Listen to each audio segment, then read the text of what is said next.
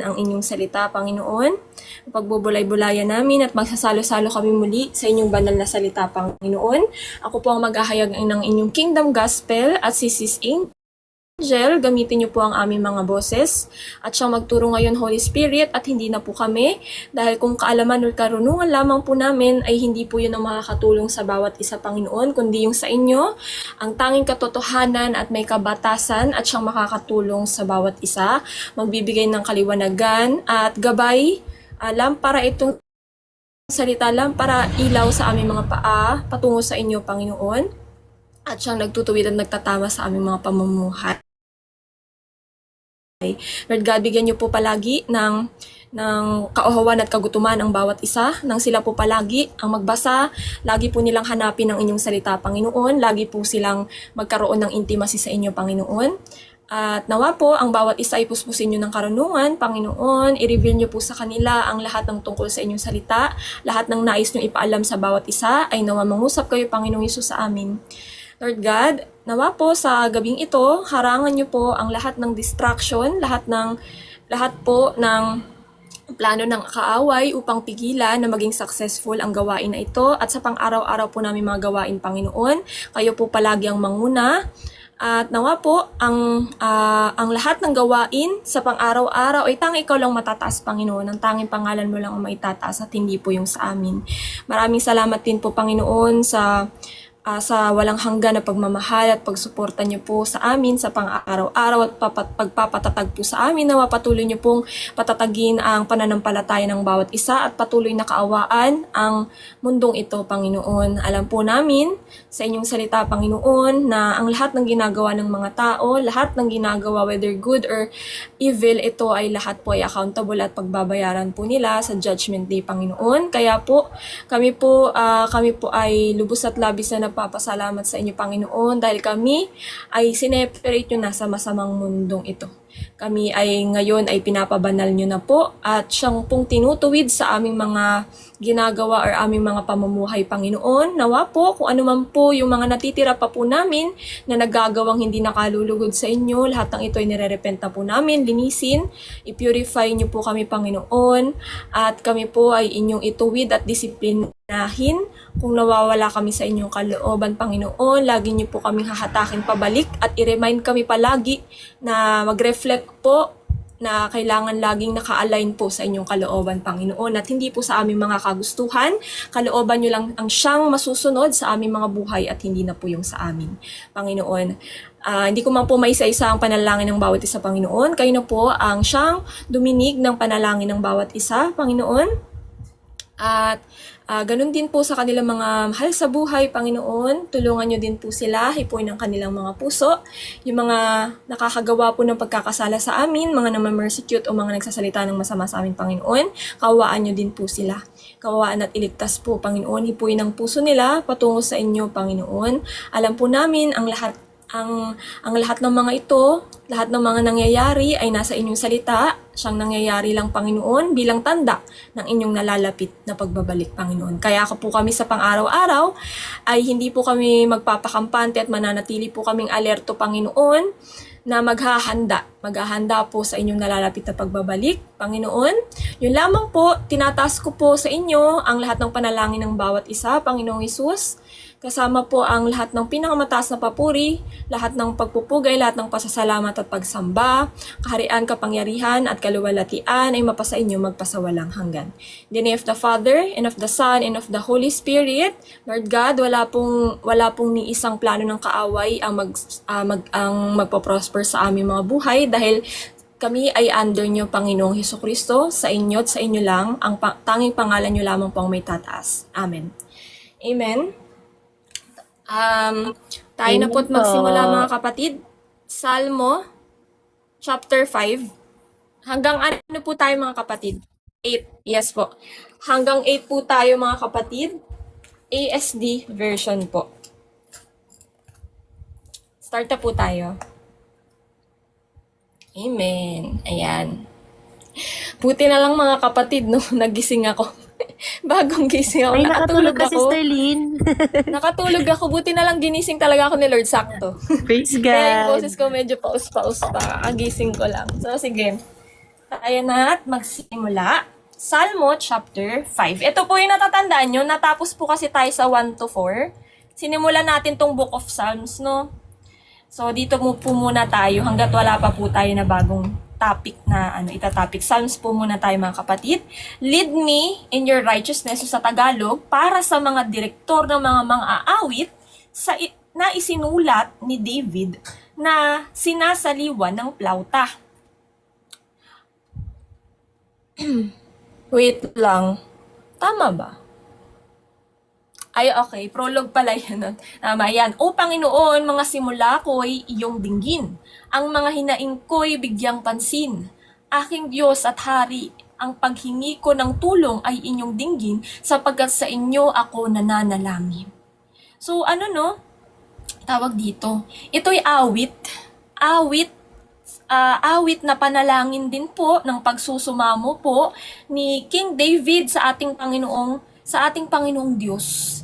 'Di ba? Sa lahat ng frustration niya kasi nga po yung mga kaaway ay talagang wala pong tigil ang talagang paggawa ng masama sa kanya. So ang hinaing niya po sa Diyos ay dinggin po yung panalangin niya, bigyang pansin, talagang tulungan po siya sa kanyang paghihinagpis. Ang sabi nga dito, no, tuwing umaga, O Panginoon, naririnig ninyo ang aking panalangin. Bawat umaga, ako'y humihiling at umaasa sa inyong kasagutan. Ganyan din po tayo, no, katulad ni King David, na sa pang-araw-araw, 'di ba? Araw at gabi tayo nananalangin sa Panginoon, maya't maya mga kapatid. Meron tayong mga ipinapanalangin po talaga sa Panginoon at inaantay natin ang kanyang kasagutan. Hindi po tayo tumitigil hanggat hindi po nadidinig ng Panginoon at nasasagot yung ating mga panalangin. So, kasama po, no?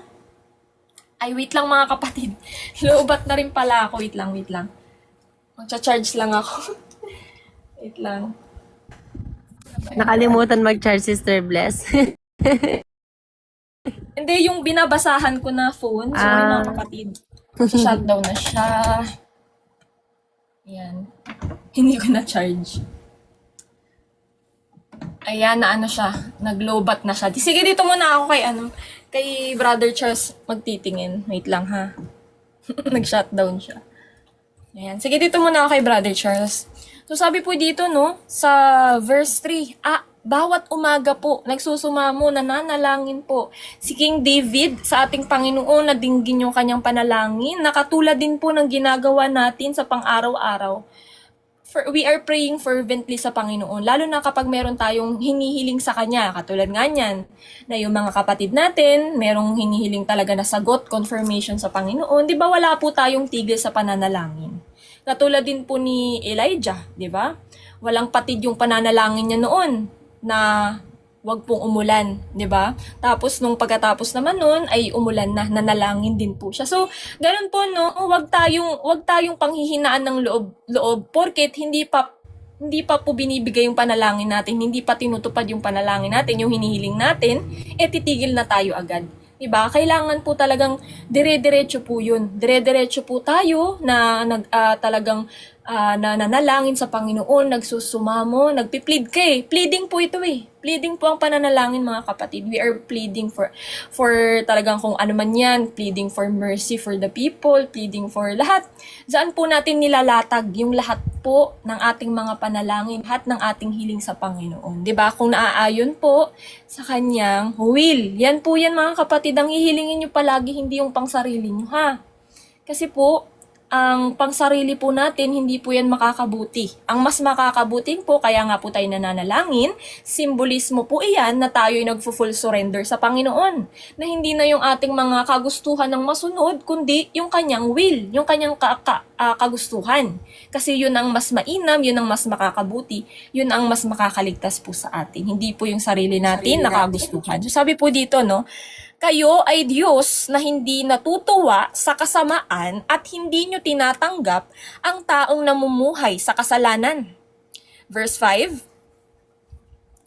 ang mga mapagmataas ay hindi mananatili sa inyong harapan. Ang mga taong gumagawa ng kasamaan ay inyong kinasusuklaman. So dito po mga kapatid, si King David po mga kapatid, ay parang dinedeclare niya yung salita ng Panginoon inuulit niya kung ano yung attribute, kung ano yung ugali, kung ano talaga yung pinapakita ng Panginoon sa kanyang salita, 'di ba? Ganyan din tayo sa pang-araw-araw. Kailangan nagde-declare din kayo ng word ng Panginoon. 'Di ba sinasabi niyo, tunay nga Panginoon na kayo dakila. Tunay nga Panginoon na kayo ay talagang justice God dahil hindi niyo po talaga hindi po naaayon sa inyo ang ginagawang kasamaan ng mga tao. 'Di ba? Because you are justice God. At ibibigay niyo po ang kaparusahan ng bawat isa ayon sa kanilang nagawa. Ganun yung ginawa dito ni King David. Nagde-declare siya ng word. Lahat ng mga naaayon sa Diyos, inuulit niya sa kanyang panalangin. Ganun din po tayo dapat. Dinideclare din po dapat natin kung ano yung attributes ng Panginoon, kung ano yung kanyang pag-uugali, kung ano yung kanyang behavior. Diba? Sasabihin natin yun sa panalangin. Kumbaga parang, alam mo yun, alam naman yun ng Diyos. Pero, nalalaman din po ng Panginoon na sa pang-araw-araw ay lubos natin siya nakikilala. Kasi, di ba, dun sa pananalangin natin, which is communication natin sa Panginoon, ay nalalaman niya na mas lalo pa natin siya nakikilala. Di ba? Nalalaman natin, ayan, no, sinasabi nga dito ni King David na pinaparusahan ng Panginoon yung mga kasamaan ng tao. Di ba? Yan ang kanyang pag-uugali kasi siya ay holy. Ang holy po, never po talaga niyang hindi, at justice, never po talagang hindi mapaparusahan ang mga may sala. Ganyan po ang holiness eh. Talagang opposite. Talagang hindi po pwede po mag-coexist sa lawlessness or wickedness ng tao. So sabi nga po dito, no, pinupuksa ninyo ang mga sinungaling. Kinasusuklaman ninyo ang mga mamamatay tao at ang mga mandaraya. So yan po mga kapatid, no. Hindi po papalagpasin ng Panginoon. Ang sabi nga po niya sa kanyang salita, no, na nadaanan din natin yan, kung di ako nagkakamali, nandito din sa Psalms, na yung mga kasamaan ng tao, nakahanda na po. Nakahanda na po yung judgment or hatol ng Panginoon. Kaya yung mga masasamang yan na ayaw pa rin magbago, di ba? Mas lalo pa pong pinatitigas at binibigay na po ng Panginoon ng kanilang mga nasa ng laman nila na gumawa ng masama. Kasi matigas na eh. Yan po yan mga kapatid. Parang talagang binigay na ng Panginoon ang lahat-lahat sa kanila kasi lahat ng awa binigay na, hindi sila nagbago. So, wala na pong choice ang Panginoon kundi ibigay na yung nais nila. So, dito po ang sabi no, ngunit dahil sa inyong wagas na pag-ibig, ako'y makakapasok sa inyong tahanan at bilang paggalang, ako'y magpapatira pa sa inyong banal na templo. Verse 8, ang sabi po dyan,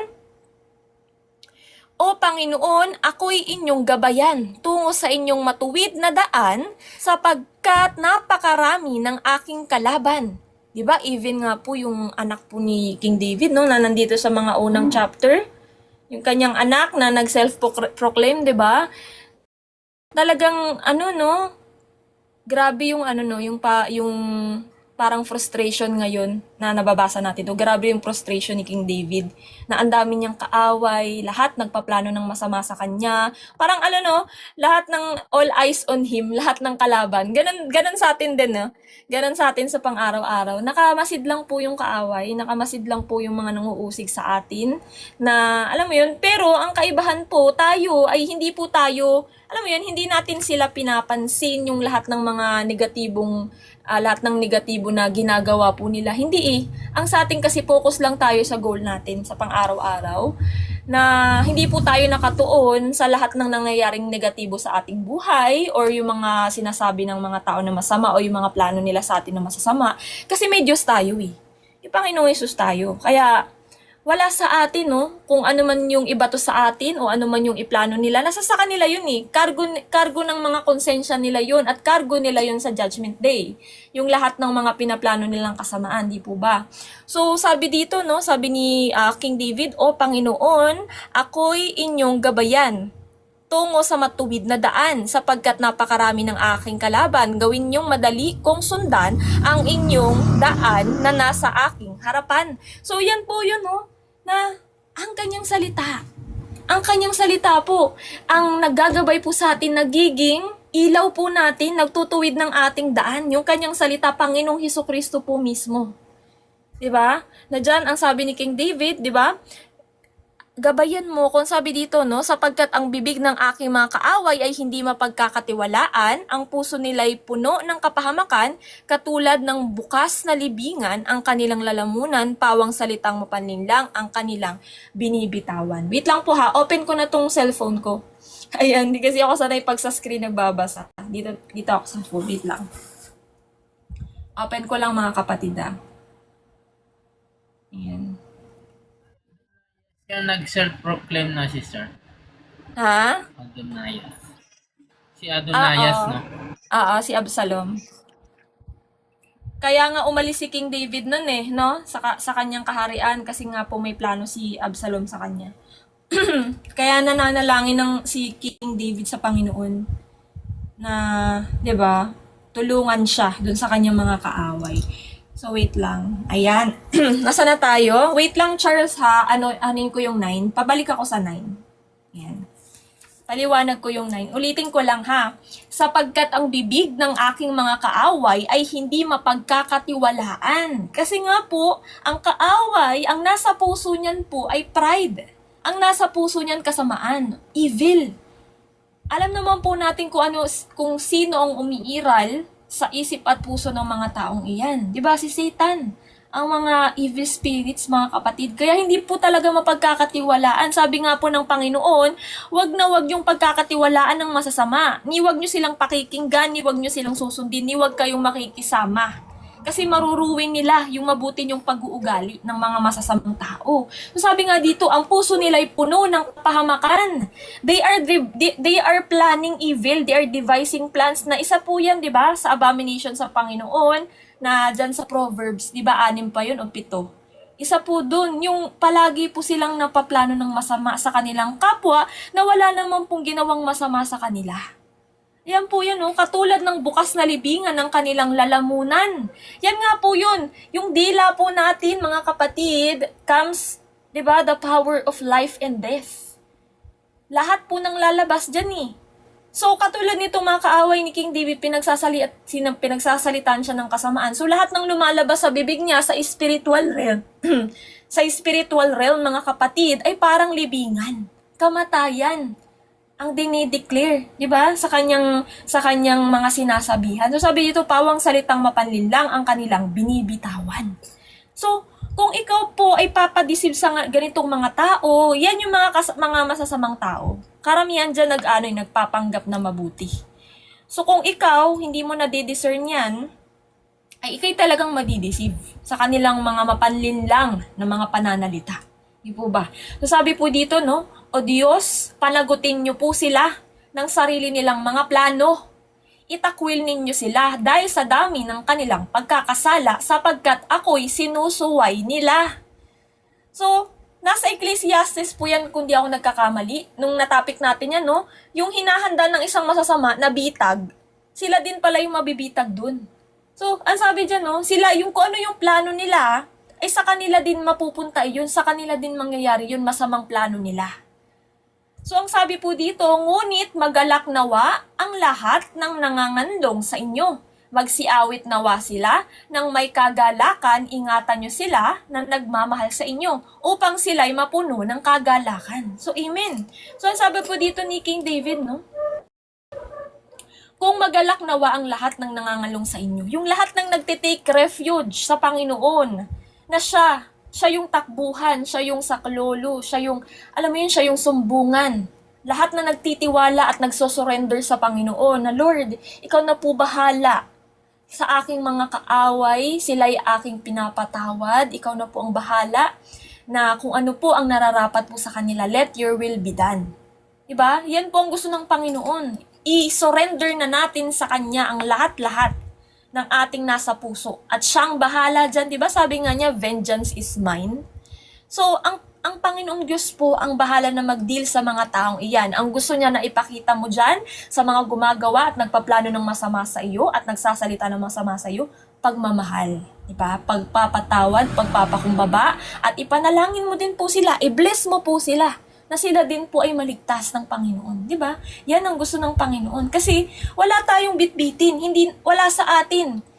wala tayong grudge sa kanila. Sila yun. Sila na ang may bit-bitin yan sa Judgment Day, mga kapatid. At yun ay accountable sa kanila sa Judgment Day. So sabi po dito, no, pinagpapalan nyo, Panginoon, ng mga matuwid. Ang pag-ibig nyo ay parang kalasag na nag-iingat sa kanila. Yan po yung mga nagtitake refuge sa Panginoon. Yung mga talagang binigay na yung buhay nila sa Panginoon, Lord, ikaw na po bahala. Kung ano man po ang mangyari sa akin, whether good or bad, ikaw na po. Pinagkakatiwala ko na po sa inyo ang lahat. Yan ang yan ang tawag dito. Naririnig po talaga ng Panginoon ang panalangin ng mga matutuwid. Kaya nga po importante na tayo ay lumakad sa righteousness para napapakinggan ng Panginoon yung ating mga panalangin. Di ba? Sa James po yan, no? Sabi, a prayer for a righteous person has a great power as it is working. So, ganun po yung sinasabi dito ni King David. Pinagpapahala ng Panginoon yung mga matutuwid. Kasi yung mga matutuwid ay lumalakad at sumusunod sa utos ng Panginoon. Kung di ako nagkakamali, nabanggit din po sa New Testament ni Apostol Pablo, na kung sino, Panginoon, ang hindi nagmamahal sa'yo, ibig sabihin kasi ng pagmamahal, di ba? Pagsunod sa Diyos. So, ang sabi niya doon, kung sino yung hindi nagpapakita ng pagmamahal sa'yo, kung sino hindi sumusunod sa'yo, parusahan mo. Sabi niya yan sa nasa topic po namin yan sa Bible study kanina, 1 Corinthians chapter 16. Sabi doon, kung sino yung hindi nagpapakita ng pagmamahal sa'yo, Panginoon, let them be accursed. Di ba? Kasi may kakulang parusa eh. Kung ikay nagdi-disobey sa will ng Panginoon, ayaw mo magpasakop, ayaw mong sumunod, hindi ka nagpapakita ng pagmamahal sa Diyos. Diba? Kaparusahan lamang ang nakaabang sa'yo. Hindi pinapakinggan ng Diyos ang mga panalangin ng mga hindi matutuwid, ng mga gumagawa ng kasamaan, ng mga hindi sumusunod sa Kanya. Kaya sabi po dito, no, pagpatuloy natin mga kapatid,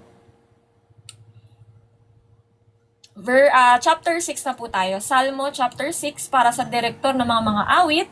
Awit na isinulat ni David na sinaliwan ng mga instrumentong may 8 kwerdas. O Panginoon, huwag niyo po akong sawayin kapag kayo'y galit sa akin. Huwag niyo po akong parusahan kapag kayo'y napupuot sa akin. Ako'y inyong kahabagan sa aking kahinaan at pagalingin ang dumaraing kong kalamnan. Kasi nga po, no? Si King David po dito, talagang nananaghoy siya eh, na nakikiusap siya sa Panginoon. Sabi niya, Panginoon, wag niyo po akong parusahan. Wag niyo po akong kapuutan, bagkus ako'y inyong kaawaan, Panginoon. Ganon din po tayo sa pang-araw-araw. No? Lord, kaawaan niyo po ang bawat sa, kaawaan niyo po kami. Mercy kasi to mga kapatid. Mercy to ng Panginoon. Na sa pang-araw-araw, pag nagbibigay na po ng mercy ang Panginoon, tanggapin po natin. Kasi po ang mercy, hindi yan unlimited. May katapusan po ang mercy. Sa darating po na wrath or judgment ng Panginoon, ay wala na pong mercy. Diyan na po matatapos. Silyado na po yan. Kahit po humingi ka pa ng awa dyan, ngunit, silyado na, wala na po ang awa. So ngayon pa lamang po, tanggapin na natin, hingin na natin na tanggapin ang awa ng Panginoon para tayo kanyang kahabagan at hindi po tayo parusahan at siya po tayong lumakad ng tuwid ngayon kasi hindi po yan natatapos sa awa, sa pagtanggap natin ng awa, sa pagtanggap natin ng grace, mga kapatid. Dapat po yan, pag tinanggap po natin ng awa, ibibigay na po natin ang ating buhay sa Kanya para Kanyang mabago. Hindi po yan tinanggap mo lamang yung lahat ng alam mo yun, yung lahat ng yan, ng benefits, tapos ayaw mo magbago. Ayaw mong ipatama yung buhay mo, ayaw mong ipagalaw kung ano man yung hindi kinalulugod ng Panginoon sa buhay mo. Ayaw mong tanggihan, di ba? So, pagiging makasarili po yun, hindi yun ang kalooban ng Panginoon. So, sabi po dito, verse 3, ako'y labis na nababagabag hanggang kailan, O Panginoon, hanggang kailan ako magiging ganito? Panginoon, ako'y inyong dinggin at ako'y sagipin, iligtas niyo ako sa kamatayan, alang-alang sa pag-ibig niyo sa akin. So, pinapaalala po ni King David dito, no? Yung pag-ibig ng Panginoon sa kanya. Na siya'y naway iligtas diyan sa mga ginagawa ng kaaway sa kanya. Diba? Sabi niya, Panginoon, hanggang kailan? Tayo, alam mo mga kapatid, pagka nananalangin tayo, no, nasasabi din natin yan sa Panginoon, Lord, kailan niyo po kami palalayain? Di ba? Kailan niyo po kami palalayain sa makasalanang katawan na ito, sa makasalanang mundong ito? Kailan po, Panginoon? Di ba? Nasasabi nga natin minsan, no, wag niyo pong takpan ang inyong mga tenga sa amin, dinggin niyo po kami, Panginoon. 'Di ba? Yan ay nandito pala kay King David pa lamang ay nababanggit niya na sa kanyang panalangin sa Panginoon. Hanggang kailan, Panginoon? Nasabi din noon ni sa New Testament, ganun din si Apostol Pablo, nasabi niya, nawa Panginoon magbalik na po kayo. Ganyan din tayo sa pang-araw-araw. Na pagod na tayo na alam niyo yun, masaktan palaging Panginoon sa pagkakasala natin, na pagod na rin tayong makita yung kasamaan ng mga tao sa mundo na alam naman natin na ang hatid lamang ay kapahamakan. Tayo yung tayo yung naaawa sa ginagawa nila. Hindi sila yung naaawa sa mga sarili nila sa ginagawa nila. Tayo yung naaawa sa kanila. Kasi alam natin yung kahihinatnan nila eh. Kaya hanggat maaari pinapanalangin natin sa Panginoon na, Lord, kaawaan niyo po sila. Hindi nila alam yung mga ginagawa nila. Hindi po nila kayo tunay na kilala. Kasi kung kilala ng tao ang Diyos, magbabago sila eh. Diba? Magbabago yan. Lalo pag nakilala mo ang Panginoon, na He is a consuming fire, He is justice God. Diba? So sabi po dito, verse 5, sapagkat ang patay ay di ka na maaalala. Sa mundo ng mga patay, wala nang makakapagpuri pa. Natapik natin yan, Psalm 88 mga kapatid. Diba pinakita yung glimpse ng hell? Na doon, wala nang, land of forgetfulness. Talagang kahit anong gawin mo dong makaawa sa Panginoon, ay wala na. Wala na rin po doon, kahit magpuri ka sa Panginoon, wala na. Talagang wala nang presensya ng Panginoon doon. 'Di ba? Sabi nga yan sa English dito sa verse 5 sa Sheol, mga kapatid. Wala nang mga tao doon, kahit anong sabihin nila, kahit anong makaawa nila, wala na po ang presensya ng Panginoon. Wala na po. So sabi po dito, kahit daw magpuri, wala na pong mangyayari mga kapatid. So, ang sabi po, ako'y pagod na sa sobrang pagdaing, gabi-gabi basa ng luha ang aking higaan. Sa pag-iyak ko'y basang-basa ang aking unan. So, ganyan din po mga kapatid, na pag tayo'y umiiyak sa Panginoon, minsan na nga lang sa sobrang iyak natin, sobrang higbi natin sa Panginoon, yung lahat ng pagsusumamo natin, nakakatulog tayo. Alam mo yung binibigyan tayo ng comfort ng Panginoon. Diba? Ganyan kung basang-basa na yung una mo, umiiyak ka sa Panginoon. Tapos maya-maya, may comfort ka na nararamdaman. Yung parang niyayakap ka niya, nak, tulog ka na. Sige, itulog mo muna yan. Yung iyong pag-iyak. Diba? Paggising mo, mare-refresh ka na ulit, lalakas ka na ulit. Kasi ganyan lang naman tayo. Kailangan lang natin talaga ng pahinga. Kailangan lang natin ng comfort ng Panginoon. Kasi sa Kanya tayo namamahinga, di ba? Sa piling ng Panginoon. Ayan po yan. So sabi po dito, ang paningin ko'y nanlalabo dahil sa sobrang lungkot ko. Ang mga mata ko'y namumugto dahil sa mga kaaway ko. Layuan niyo ako, kayong gumagawa ng masama. Sapagkat dininig na ng Panginoon ang aking pag-iyak. Yan nga po mga kapatid. Yung mga sabi sa Beatitude, yung blessed are those who are poor in spirit. Ayan yung talagang naghihinagpis ka para sa will ng Panginoon, para sa righteousness ng Panginoon, dito sa pagbagtas sa narrow path. Na, di ba? Yan, nandyan yung yung may godly sorrow ka. May lungkot ka dahil sa pagsunod mo sa Diyos. Mahirap mga kapatid. Mahirap ang pagsunod sa Panginoon. Mahirap tong narrow path na binabagtas natin. Pero, hindi tayo iniiwan ng Diyos.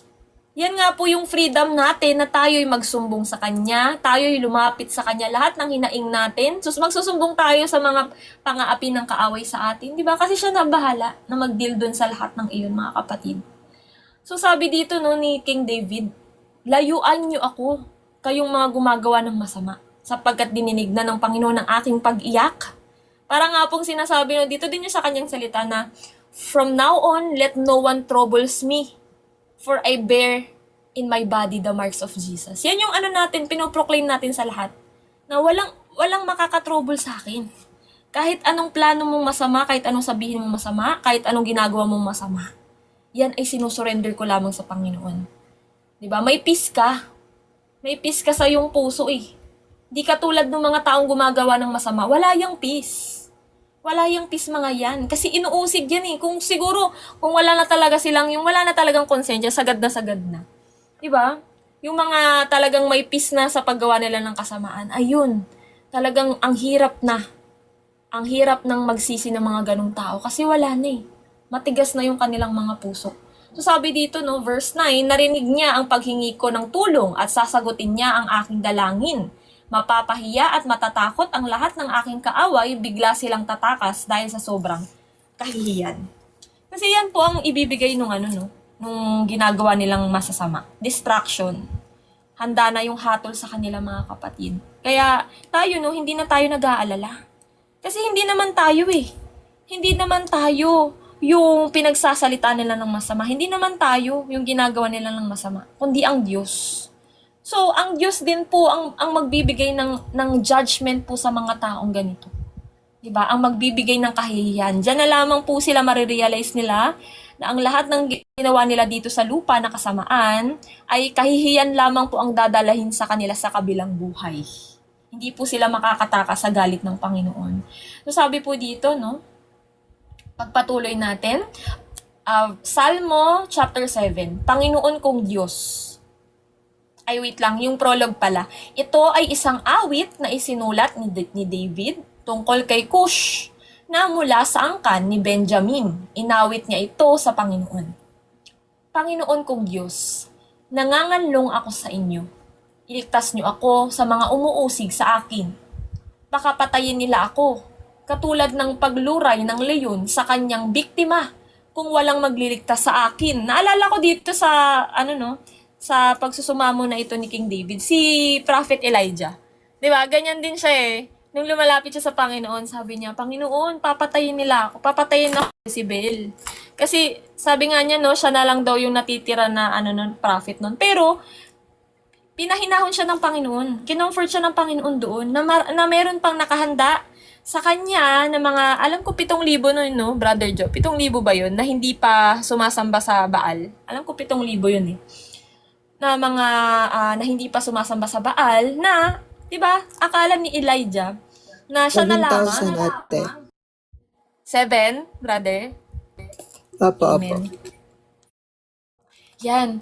So, bibigyan ka ng alam mo yung pananalangin natin mga kapatid, yun din ang purpose eh.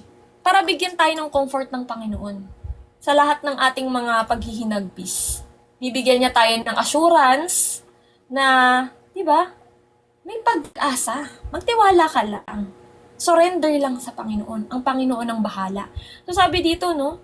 Verse 2. Verse 3 na pala tayo. Panginoon kong Diyos, kung totoong ginawa ko ang kasalanang ito, kung ginantihan ko nga ng masama ang mabuting ginawa ng aking kaibigan, o kung sinamsam ko ang mga ari-arian ng aking mga kaaway nang walang dahilan.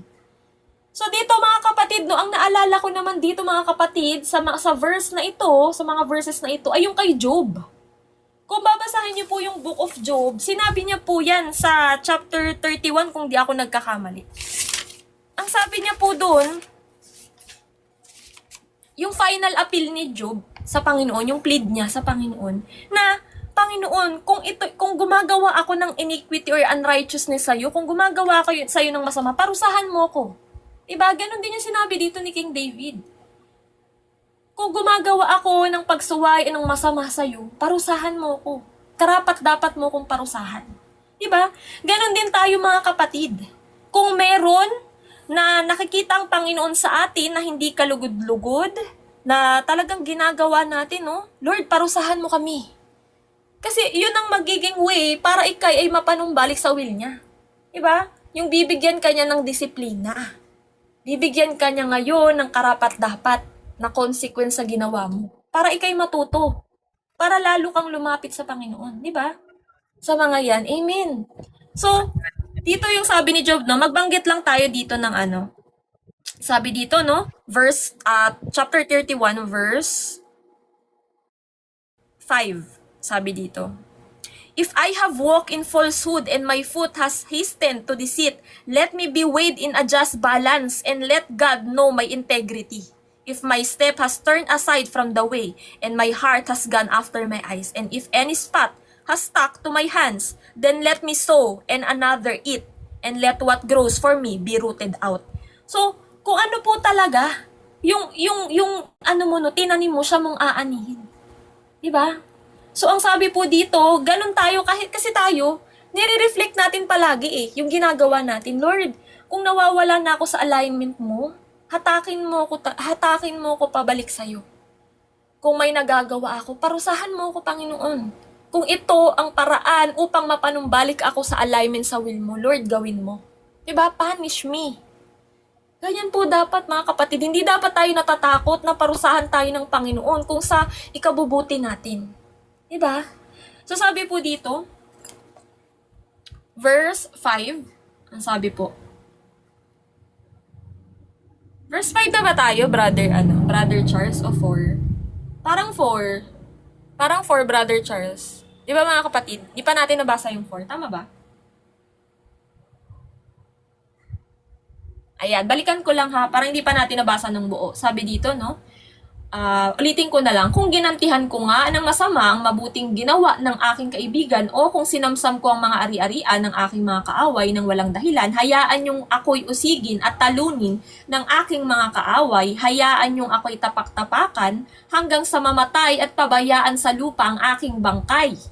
O Panginoon kong Diyos, ipakita nyo ang inyong galit sa aking mga kaaway na sobrang nagngingit-ngit, ipakita ninyo ang inyong pagiging makatarungan. So ito, no, na sinasabi po ni King David dito, Lord, ipakita niyo po ang inyong justice sa bawat isa. Even me, kung may nagagawa akong masama, kung may nagagawa akong kasalanan, di nalulugod sa'yo, parusahan mo ko. Diba? Parusahan mo yung mga tao, yung mga kaaway na ganito ang ginagawa. Diba? Nagngingit-ngit, ipakita nyo ang inyong pagiging makatarungan. Pakita nyo ang inyong galit, i-pour out nyo po ang nararapat po sa bawat isa, Panginoon. Diba? So sabi po dito, tipunin nyo ang lahat ng bansa sa palibot nyo at pamahalaan ninyo sila mula sa langit. Kayo, Panginoon, ang humahatol sa lahat ng tao. Patunayan nyo sa kanila na mali ang kanilang mga paratang laban sa akin, sapagkat alam nyo na ako'y matuwid at namumuhay ng wasto. So mga kapatid, no, sinabi po dito ni King David na humihingi siya ng pagtatanggol sa Panginoon. Alam niyo yun, na ipagtanggol siya sa kanyang mga kaaway. Kasi wala naman po siyang ginagawang mga masama doon sa kanyang mga kaaway. Diba? So, talagang sumbungan natin ng Panginoon sa lahat ng ginagawa sa atin ng mga tao. Sa lahat ng paninira nila, kung i-relate nga po sa atin, diba? Tayo sinisiraan ng mga tao, sinichismis nila tayo, di ba? Ginagawa nila tayo sinisira yung ating imahe sa iba. Pero, hindi tayo para suklian ng yung evil. Bagkus, sa Panginoon tayo ngayon, lalapit. Di ba? Para siya yung tumulong sa atin. Sa lahat ng ginagawa ng tao sa atin. Di ba? So, sabi po dito, pigil gawa ng mga tao at pagpalain puso ipan. Meron tayong Diyos na na righteous, na holy, na blameless, without a spot. Kaya nga po, yan dapat yung maging tayo Bilang tayo na, nandito na yung Panginoon sa ating, di ba, nasa atin na, nagdedwell na sa atin. Na ang Diyos na matuwid at talagang, ngayon pa lang ginajudge na po tayo, no? He is secretly judging us with our thoughts, our hearts. Lahat ng yan, no? Nare-reveal po ang lahat ng natatago, mga kapatid. Sinisiyasat niya ng husto ang meron pa diyang natatago sa atin. Ini-expose niya, mga kapatid. At kung ito man ay sa mga masasama, ayan, lalo pa talagang ini-expose ng Panginoon yung kasamaan nila. Ini-expose ng Panginoon sa lahit. Yan po yan, mga kapatid. At lalo pa niyang pinagpapala yung mga matutuwid. Kasi nga po, iyan ang kanyang mga anak. Lumalakad sa kanyang righteousness. At kung sino yung hindi lumalakad sa righteousness at namumuhay pa rin sa kasamaan at kasalanan, yun ay anak ng dyablo. Diba? Nasa yan? 1 John, hindi ako nagkakamali. 1 John chapter 3. So sabi po dito, Verse 10, kayo, O Diyos, ang nag-iingat sa akin. Inililigtas nyo ang mga namumuhay ng matuwid. Kayo ang matuwid na hukom at sa araw-araw ay ipinapakita nyo ang inyong galit sa masasama. Kung ayaw nilang magsisi sa kanilang mga kasalanan, ikaw na may nakahandang sila'y parusahan.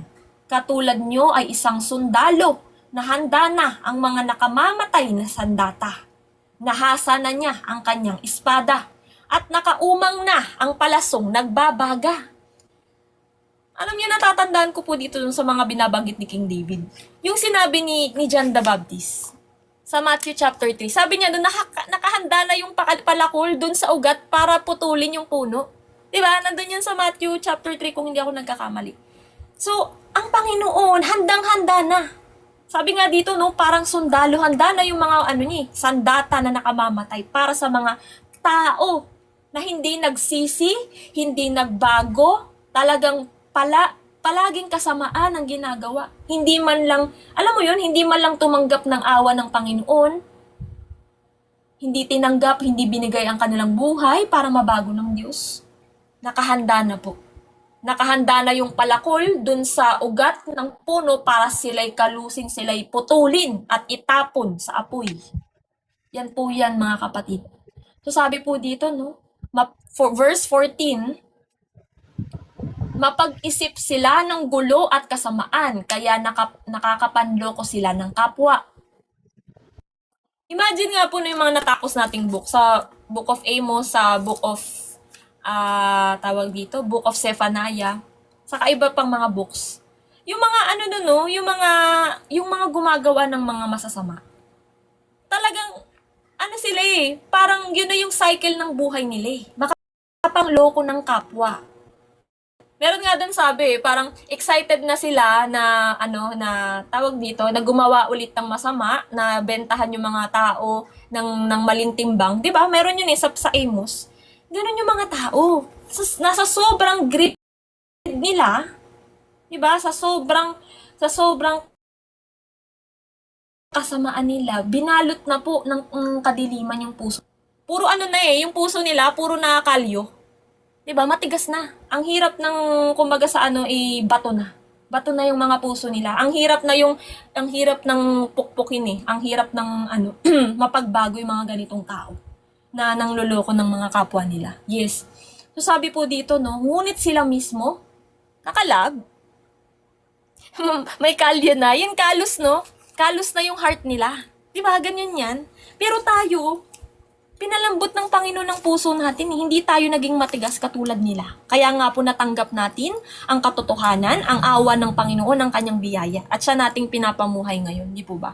So sabi po dito, verse 15, ngunit sila mismo ang mapapahamak sa panggugulo at karahasang binabalak. Ang katulad nila ay humuhukay ng bitag upang mahulog ang iba, pero sila rin ang mahuhulog sa hinukay nila. So ito nga po yun, no? Yung sa Ecclesiastes na nabanggit din po yan sa Esther, yung kay Haman, di ba? Yung in-example natin. Na kapag ikaw, may plano kang masama sa iyong kapwa, mag-ingat ka, kapatid. Kasi yung plano mo, sa yung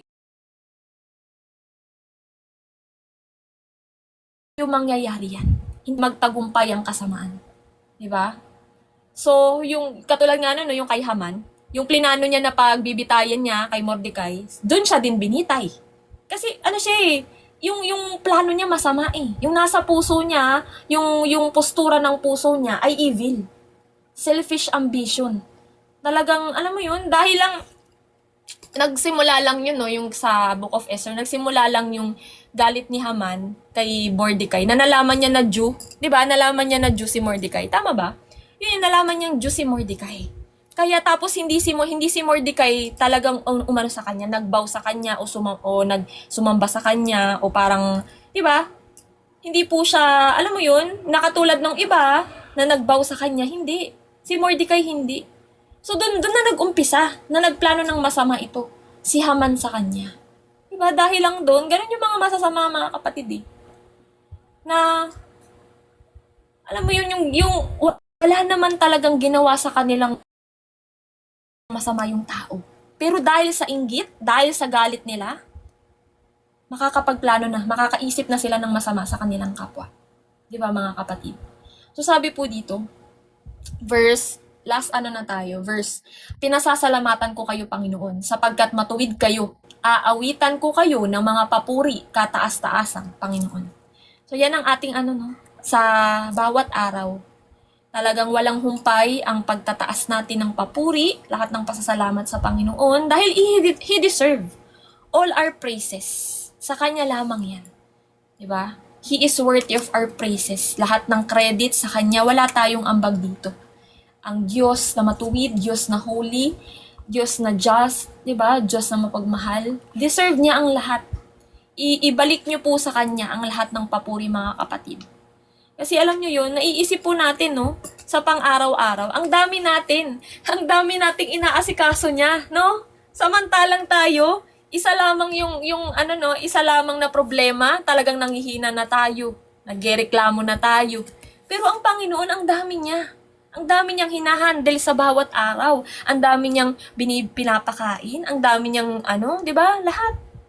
Nandyan nga yan sa Book of Job, no? Sinabi niya kay Job yung lahat ng ginagawa niya sa bawat araw. Bilang reply kay Job, na yung nangyari kay Job na, 'di ba, naunos, 'di ba nagkaroon nga siya ng sakit, namatay yung anak niya, 'di ba? Ang daming binigay sa kanya ng kaaway eh.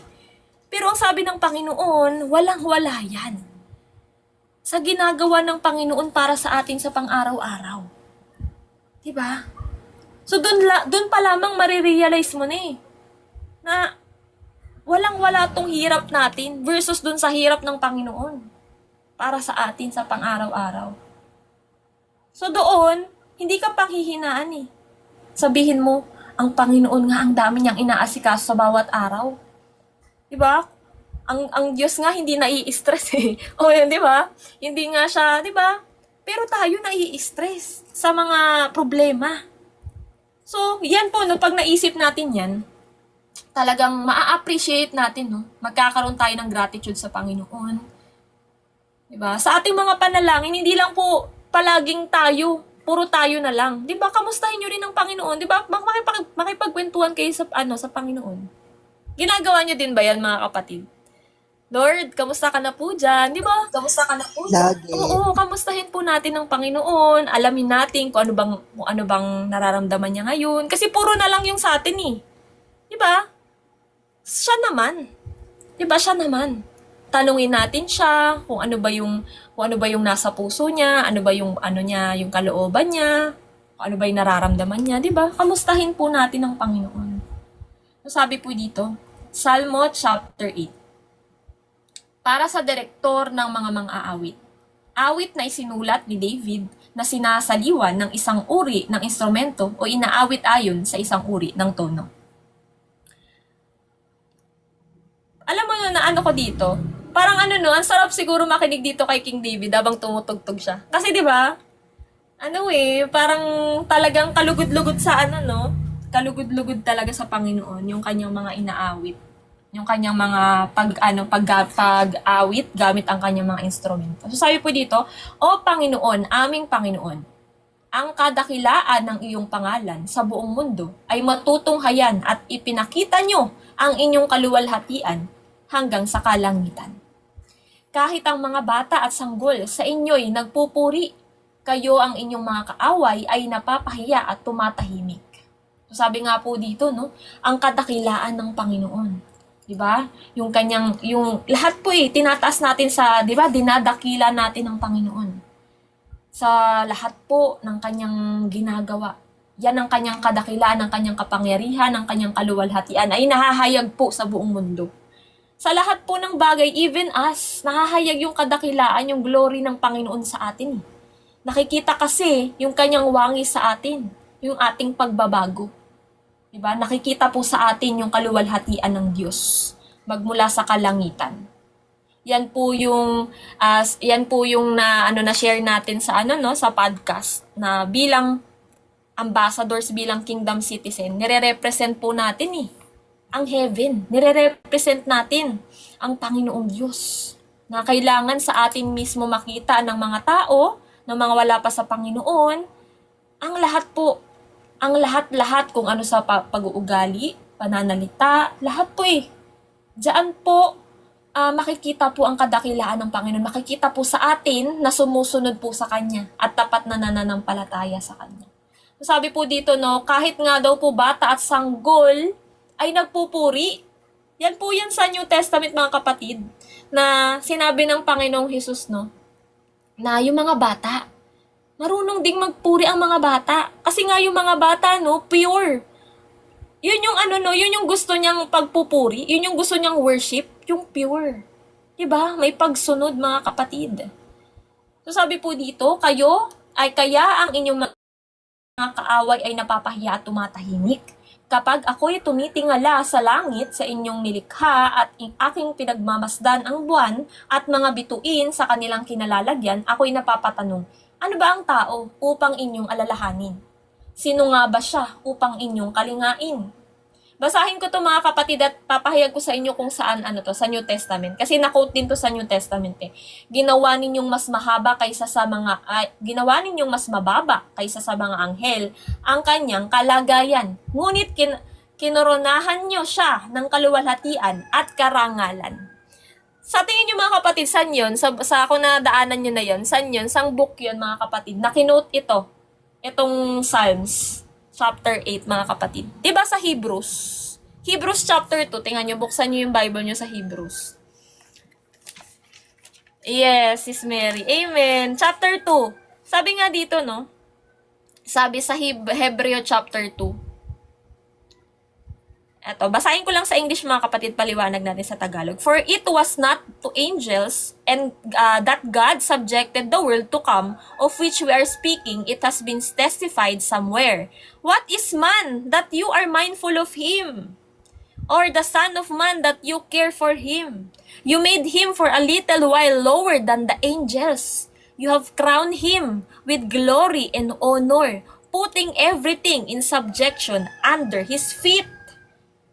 So pagpatuloy ko, mga kapatid, ha, now in putting everything in subjection to Him, He left nothing outside His control. At present, we do not yet see everything in subjection to Him, but we see Him, who for a little while was made lower than the angels, namely, Jesus.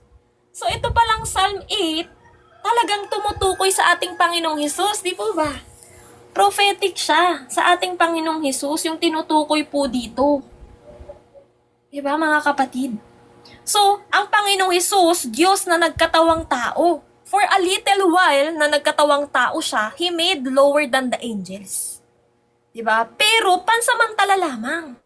Kasi nung nag-ascend na siya, nasa kanang trono na po ng ating Ama, ay, ibig sabihin na put everything into subjection under His feet. Control niya na po ang lahat, mga kapatid. So, yun po yung sinasabi dito. Na ang sabi nga po dito, no, kinoronahan niyo siya ng kaluwalhatian at karangalan. Diba, sa lahat ng dinanas ng Panginoon, diba, He tasted death for us. Na kahit po siya ay Diyos. Dinanas niya yun, dinanas niya ang lahat ng bilang tao. Diba, siya ay dinanas niya ang mamatay, dinanas niya ang magutom, dinanas niya ang mahirapan. Lahat dinanas niya para sa atin. Sa pagmamahal niya po sa atin. Pero ngayon, di ba, siya ay kinoronahan ng kaluwalhatian, glory at honor, mga kapatid. So sabi po dito, ipinamahala niyo sa amin ang inyong mga nilalang at ipinasailalim sa amin ang lahat ng bagay. Mga tupa, mga baka at lahat ng mga mababangis na hayop. Ang mga ibon sa himpapawid, mga isda sa dagat, at lahat ng lumalangoy doon, O Panginoon, aming Panginoon. Ang kadakilaan ng inyong pangalan sa buong mundo ay natutunghayan. So dito din po, no, tumutukoy din po ito sa atin. 'Di ba? Sa atin na, 'di ba, pinagkatiwala ng Panginoon ang mga tao ang mag-take dominion sa lahat ng mga hayop, 'di ba, dito sa lupa. Yan, pinasailalim din po. At yan, ang lahat ng yan, ay talagang we give honor to the Lord. Sa lahat po ng pinagkakaloob niya sa atin. Kasi pinagkaloob din po sa atin, sa atin, mga kapatid, yung otoridad eh. Diba? Pinagkaloob din sa atin yung otoridad. Bilang tayo ay ngayon ay anak po ng Diyos. Diba? So sabi po dito, ay tapos na pala tayo mga kapatid. Magne-next pa sana ako hanggang ano lang pala. Hanggang 9 lang pala yung ano no, yung chapter 8 mga kapatid. So dito pa lamang po mga kapatid, no, tapos na po tayo. Pero sa ating mga na topic no, Psalm 5 hanggang 8 mga kapatid. Mula pa lang dun sa mga panalangin, 'di ba? Yung sa awit ng pagsusumamo ni King David. Ganon din tayo, no? Nakaka-relate tayo kay King David sa pang-araw-araw. Kulang na nga lang sabihin natin, Lord, ayoko na po dito. 'Di ba bumalik ka na po? Ayoko na po dito. 'Di ba? Puro kasamaan na lamang po ang nangyayari. Gusto ko na po sa piling mo, Lord. Diyan sa piling mo, 'di ba? Wala nang kasamaan, wala nang mga negatibo. Talagang kaginhawaan na lamang. So, pero, 'di ba? Tayo kakapit pa rin sa will ng Panginoon kasi siya po ang masusunod, 'di ba? May purpose pa po siya kung bakit hindi pa siya dumarating. Yun ay nananatili pa siya na mapagpasensya para po yung mga masasama, 'di ba? Ay makasakali magbago pa sila, makapagrepent pa. Yan nga din ang sabi niya, no? Pinapasikat niya ang araw, hindi lamang sa mga mabubuti, kundi sa mga masasama din. Talagang ginigising niya pa sa pang-araw-araw yung mga masasama. Kasi, pwedeng-pwede na meron ding magbago dyan eh. Diba? Merong mga ayaw magbago, pero meron at meron na talagang matatauhan sa ginagawa nilang kasamaan. Na, diba? Yung mga ginagawa nilang mga kasalanan sa pagsuway sa Panginoon, pagrebelde sa Panginoon, matatauhan din sila at magbabalik loob sa Panginoon. Diba? Yan yung inaantay ng Panginoon na marami pa yung maligtas, hindi lamang tayo na mga matutuwid. So, yun lamang po mga kapatid. Yes, bad brother Matthew. Gusto na po natin umuwi.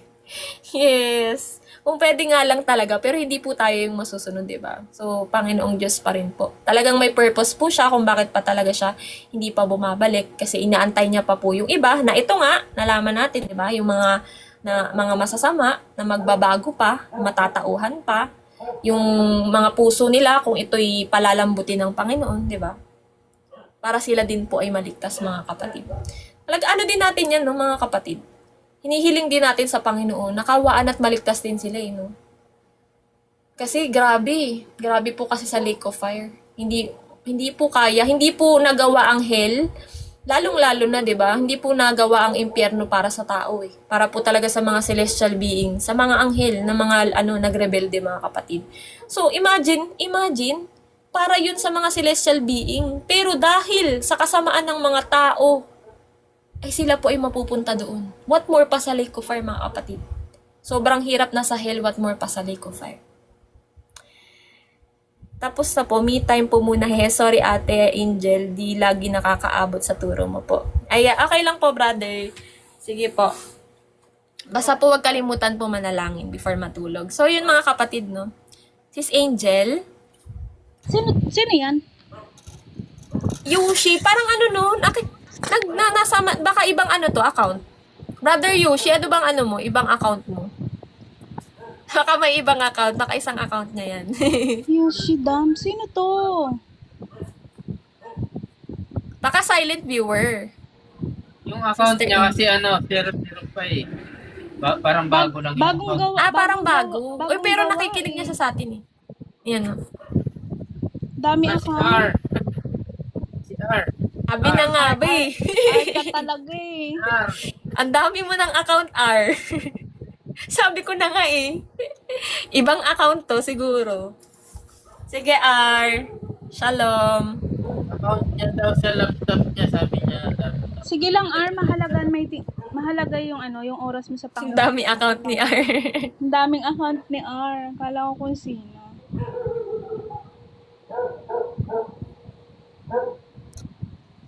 Sige lang, R. Sorry na. Sige lang. Sir Jonathan, magpa-request ako ng kanta para makapag-umpisa na tayo. Ano pong We are not 6? Bali, babasahin ko po siya muna, tapos saka ko po siya ipapaliwanag. I-summarize ko na lang po yung aking paliwanag para hindi po tayo masyadong magtagal. Ayan mga kapatid, mag-start na po tayo. Naririnig po ba ako? exit tayo. Ayan. Pinakain ni Jesus ang 5,000 tao. Pagkatapos nito, tumawid si Jesus sa lawa ng Galilea, na tinawag ding lawa ng Tiberias. Sinundan siya ng napakaraming tao dahil nakita nila ang mga himalang ginawa niya. Sa pagpapagaling ng mga may sakit, umakyat si Jesus at ang mga tagasunod niya sa isang bundok at naupo roon. Malapit na noon ang pista ng mga Hudyo na tinatawag na pista ng paglampas ng anghel. Verse 5, nang tumingin si Jesus, nakita niya ang napakaraming taong papalapit sa kanya. Tinanong niya si Felipe, saan tayo makakabili ng pagkain para pakainin ang mga taong ito? Tinanong niya ito upang subukan si Felipe, kahit alam na niya ang kanyang gagawin. Sumagot si Felipe, sa dami po nila, ang 8 buwan na sahod ng isang tao ay hindi sapat para pakainin ng kahit tigkakaunti ang bawat isa. Sinabi naman ng isa sa mga tagasunod niyang si Andres, na kapatid ni Pedro, may isang batang lalaki rito na may 5 tinapay at 2 isda. Pero kakasya ba naman ito sa dami ng tao? Sinabi ni Jesus, paupuin ninyo ang mga tao. Umupo naman ang mga tao dahil madamo sa lugar na iyon. Ang bilang ng mga lalaki lang ay mga 5,000 na. Kinuha ni Jesus ang tinapay at nagpasalamat sa Diyos. Pagkatapos, ipinamahagi ito sa mga tao. Ganun din ang ginawa niya sa isda. At nabusog ang lahat. Pagkakain na nila, sinabi ni Jesus sa mga tagasunod niya, tipunin niyo ang lahat ng natira para walang masaya. Tinipon nga nila ang natira mula sa 5 tinapay na ipinakain sa mga tao at nakapuno sila ng 12 na basket. Nang makita ng mga tao ang himalang ginawa ni Jesus, sinabi nilang siguradong ito na ang propetang hinihintay nating darating dito sa mundo. Alam ni Jesus na balak ng mga taong kunin siya at sapilitang gawing hari. Kaya umalis siya roon at muling umakyat ng mag-isa sa bundok. Mga kapatid, na-summarize ko ito. Bali, ang nakuha ko ditong paliwanag, explanation, ang Panginoon ay alam na niya yung pangangailangan ng bawat tao, ng bawat isa sa atin. Makakain man yan, inumin man yan, kasuotan man yan, o ano man yan, ay kayang ipagkaloob po sa atin ng Panginoon. Ang kailangan lang po natin, ipagkatiwala sa Kanya ang lahat ng may buong puso at lumapit ng may pagpapakumbaba sa Kanya. Kasi kaya niya pong ibigay lahat yan sa atin. Wala pong himala at wala pong imposible sa Panginoon basta tayo buong pusong nagtitiwala sa Kanya at buong pusong magpapakumbaba sa Kanya para sa lahat ng mga kakailanganin natin. Dahil ang ating Panginoon ay hindi niya tayo pababayaan. Kailanman mananampalataya lamang tayo sa Kanya dahil hindi lamang po sa spiritual food, hindi lamang po physical food ang kaya niyang ibigay sa atin. Pinoprovide niya rin po yung pagkain pang spiritual natin. Kaya hindi lang, 'di ba nga sabi nga po nila, hindi lamang po nabubuhay ang tao sa tinapay, kundi sa pagkain spiritual. Kaya hindi lang po ang Panginoon nagpro-provide sa atin ng physical food natin. Pino-provide din niya po tayo ng spiritual food para po yung ating spiritual ay nabubusog din. Ano po ba yun? Kundi yung kanyang salita. Kagaya ng ganitong ginagawa natin. Pino-provide po natin sa ating lahat, sa mga nakikinig, upang mabusog ang kanilang mga spiritual. Diba? At ang magpatuloy po tayo dito. Verse 16 na tayo, Charles. Salamat. Lumakad si Jesus sa ibabaw ng tubig. Nang gumagabi na, nagpunta ang mga tagasunod ni Jesus sa tabi ng lawa. Madilim na at wala pa rin si Jesus. Kaya sumakay na sila sa isang bangka at tumawid papuntang Capernaum. At habang tumatawid sila, nagsimulang lumakas ang hangin at lumaki ang mga alon. Nang nakasagwa na sila ng mga 6 o 5 kilometro, nakita nila si Jesus na naglalakad sa ibabaw ng tubig, papalapit sa kanilang bangka at natakot sila. Verse 20, pero sinabi sa kanila ni Jesus, "Ako ito, huwag kayong matakot." Kaya pinasakay nila si Jesus sa bangka at nakarating agad sila sa kanilang pupuntahan. Mga kapatid, dito na-summarize ko siya. Ang Panginoon ay nagpakita sa mga apostol niya na ang pananampalataya ay kailangan maging matatag, di ba? Kayang-kaya din po natin lumakad sa spiritual, na ibig sabihin dito, kahit gaano pa po kaalon yung problema sa buhay natin, kahit gaano pa kaalon yung tubig ng mga problema, struggle natin dito sa buhay, kung tayo may pananampalataya sa Panginoon, kaya nating lakaran yan. Kaya nating lagpasan ang mga problemang ito. Di ba? Dahil walang malaking alon ang makakatalo sa taong pinalalim ang pananampalataya niya sa Panginoon. 'Di ba? Kahit gaano pa kaalon 'yan, yung alam mo yung alon nung dagat, 'di ba? Parang sa problema natin, maalon madami, 'di ba? Kahit anumang alon ang gawin sa atin ng mga problema, basta pinalalim tayo ng ating pananampalataya, hindi po tayo kaya nitong sakupin, hindi po tayo kaya nitong talunin, kasi ang kasama po natin sa pagharap sa mga problema na ito ay ang ating Panginoon at wala na pong iba. Ang ating Panginoon lamang ang ating makakatulong humarap sa anumang klase ng ating mga problema. Kaya, pananampalataya talaga ang pinaka sandata natin sa anumang problema natin sa buhay. Ayan, magpatuloy tayo. Verse 25. Charles. Ang pagkain nagbibigay buhay. Pagdating ng mga tao sa Capernaum, nakita nila si Jesus at tinanong, "Guro, kailan pa po kayo dumating dito?" Sumagot si Jesus sa kanila, "Ang totoo, hinahanap niyo ako, hindi dahil sa mga nakita niyong himala, kundi dahil nakakain kayo ng tinapay at nabusog. Huwag kayong magtrabaho para lang sa pagkain nasisira, di ba? At nakakapagbigay nasisira, kundi para sa pagkain hindi nasisira at nakakapagbigay ng buhay na walang hanggan," di ba? Sabi po ng Panginoon, huwag lang po tayo magtrabaho para sa kinakain natin sa araw-araw. Kailangan din daw po natin magtrabaho para makakain ng spiritual natin. Ano po bang ibig sabihin magtrabaho? Magtrabaho, maglingkod po tayo sa ating Panginoon.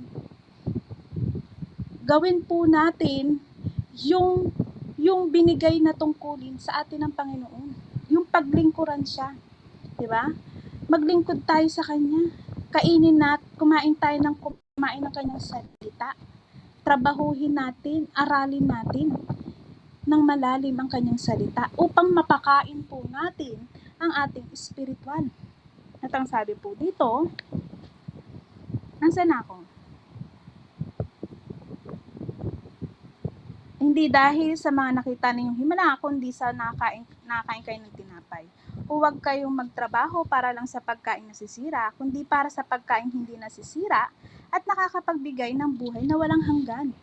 Ako ng anak ng tao ang siyang magbibigay sa inyo ng pagkain ito, dahil ako ang binigyan ng Ama ng kapangyarihang magbigay nito. Amen. Kaya tinanong ng mga tao si Jesus, "Ano po ang dapat namin gawin upang masunod namin ang pinapagawa ng Diyos?" Sumagot si Jesus, Ito ang pinapagawa ng Diyos sa inyo. Manampalataya kayo sa akin na sinugo niya. Nagtanong ang mga tao, anong himala po ang ipapakita nyo para manampalataya kami sa inyo? Kasi ganito yung tao. Diba? Bago maniwala, gusto mo na may nakikita. Imbis na manampalataya na sila, bago nila makita ang katotohanan sa salita ng Diyos. Diba? At ang sabi dito, ang ating mga ninuno ay kumain ng mana noong nasa ilang sila, sapagkat ayon sa kasulatan, ayon sa kasulatan, binigyan sila ni Moises ng tinapay na mula sa langit. 32, sinabi ni Jesus sa kanila, yes, to see is to believe. Sinabi ni Jesus sa kanila, sinasabi ko sa inyo ang totoo. Hindi si Moises ang nagbigay sa mga ninuno ninyo ng tinapay na mula sa langit, kundi ang aking Ama. Siya ang nagbigay sa inyo ng tunay na tinapay mula sa langit. Sapagkat ang tinapay na binibigay ng Diyos ay walang iba kundi siya na bumaba mula sa langit at nagbibigay buhay sa mga tao sa mundo. Sinabi ng mga tao, palagi niyo pong kaming binigyan ng sinasabi niyong tinapay. Sinabi ni Jesus sa kanila, ako ang tinapay na nagbibigay buhay. Ako ang tinapay na nagbibigay buhay, ang sino mang lumapit at sumampalataya sa akin ay hindi na magugutom o mauuhaw kailanman. Mga kapatid, diba? Dito sinasabi sa atin ng Panginoon, huwag tayong mag-focus sa kung ano ang mga pinagkakaloob sa atin ng Panginoon sa araw-araw. Kundi mag-focus tayo sa pinagkakaloob niyang espiritual, kundi ang salita niya na nagbibigay buhay na walang hanggan. Sinabi din ng Panginoon, tayo ay maniwala sa Kanya dahil Siya ay nagpakita ng mga himala, kundi kahit wala tayong nakikita na himala, ay dapat tayong maniwala, di ba? Huwag tayong maniwala sa mga nakikita lang. Kailangan din nating maniwala kahit hindi pa po natin nakikita ang himalang ginagawa ng Panginoon. Di ba? Dahil ang mga pagkain na pinagkakaloob niya noon sa ating mga ninuno, di ba? Yung binigyan ng pagkain sa mana, di ba? At ganun din na pinagkakaloob niya sa atin ngayon, na mula galing sa ating Diyos, pero ang pagkain espiritual na kanyang ibibigay ay magbibigay buhay sa atin, sa ating bawat isa. Kundi siya mismo ang kanyang salita, di ba? Ang kanyang mismong salita ang magbibigay buhay sa atin. Ang kinakain natin, di ba? Sa ganito kumakain tayo ng salita ng Diyos. Binubusog niya tayo sa kanyang salita. Pinagkakalooban niya tayo ng pagkain espiritual sa araw-araw. Ang sabi ng Panginoon, asan na ako? Ano verse na ako? 36? Ayan. Ngunit gaya ng sinabi ko sa inyo, ayaw ninyong manampalataya sa akin, kahit nakita na ninyo ang mga himalang ginawa ko. Ang lahat ng taong ibinibigay sa akin ng Ama ay lalapit sa akin, at hindi ko itataboy ang mga lumalapit sa akin. Amen. Sapagkat naparito ako mula sa langit, hindi upang gawin ang sarili kong kalooban, kundi ang kalooban ng aking Amang nagsugo sa akin. Ganito rin tayo mga kapatid. Diba? Tayo'y tinawag ng Panginoon. Hindi naman tayo mapupunta dito sa ganitong sitwasyon natin, hindi tayo mapupunta sa ganitong sama-sama natin, kung hindi po tayo lahat ay tinawag ng Panginoon. Diba? Nagkatagpo-tagpo tayo dito dahil po ang Panginoon ay tinawag tayo upang magsama-sama at maglingkod sa Kanya. At ang sabi dito, 39, at ito ang kalooban na nagsugo sa akin, na huwag kong pabayaang mawala ang kahit isa sa mga binigay niya sa akin. Sa halip ay bubuhayin ko silang muli sa huling araw. Sapagkat kalooban ng aking Ama na ang lahat ng kumikilala at sumasampalataya sa anak ay magkaroon ng buhay na walang hanggan. Amen. At bubuhayin ko silang muli sa huling araw. Diba? Yung pinagkakaloob po sa atin ng pagkain na ito ng Panginoon ay magbibigay po pala sa atin ng buhay. At ito ang magiging dahilan para muli tayong mabuhay sa kanyang pagbabalik. Diba? At ang sabi po dito, 41, samantalang nagbubulag-bulagan ang mga Hudyo, dahil sinabi ni Jesus na siya ang tinapay na mula sa langit. Kaya sinabi nila, hindi ba't si Jesus lang naman iyan na anak ni Jose?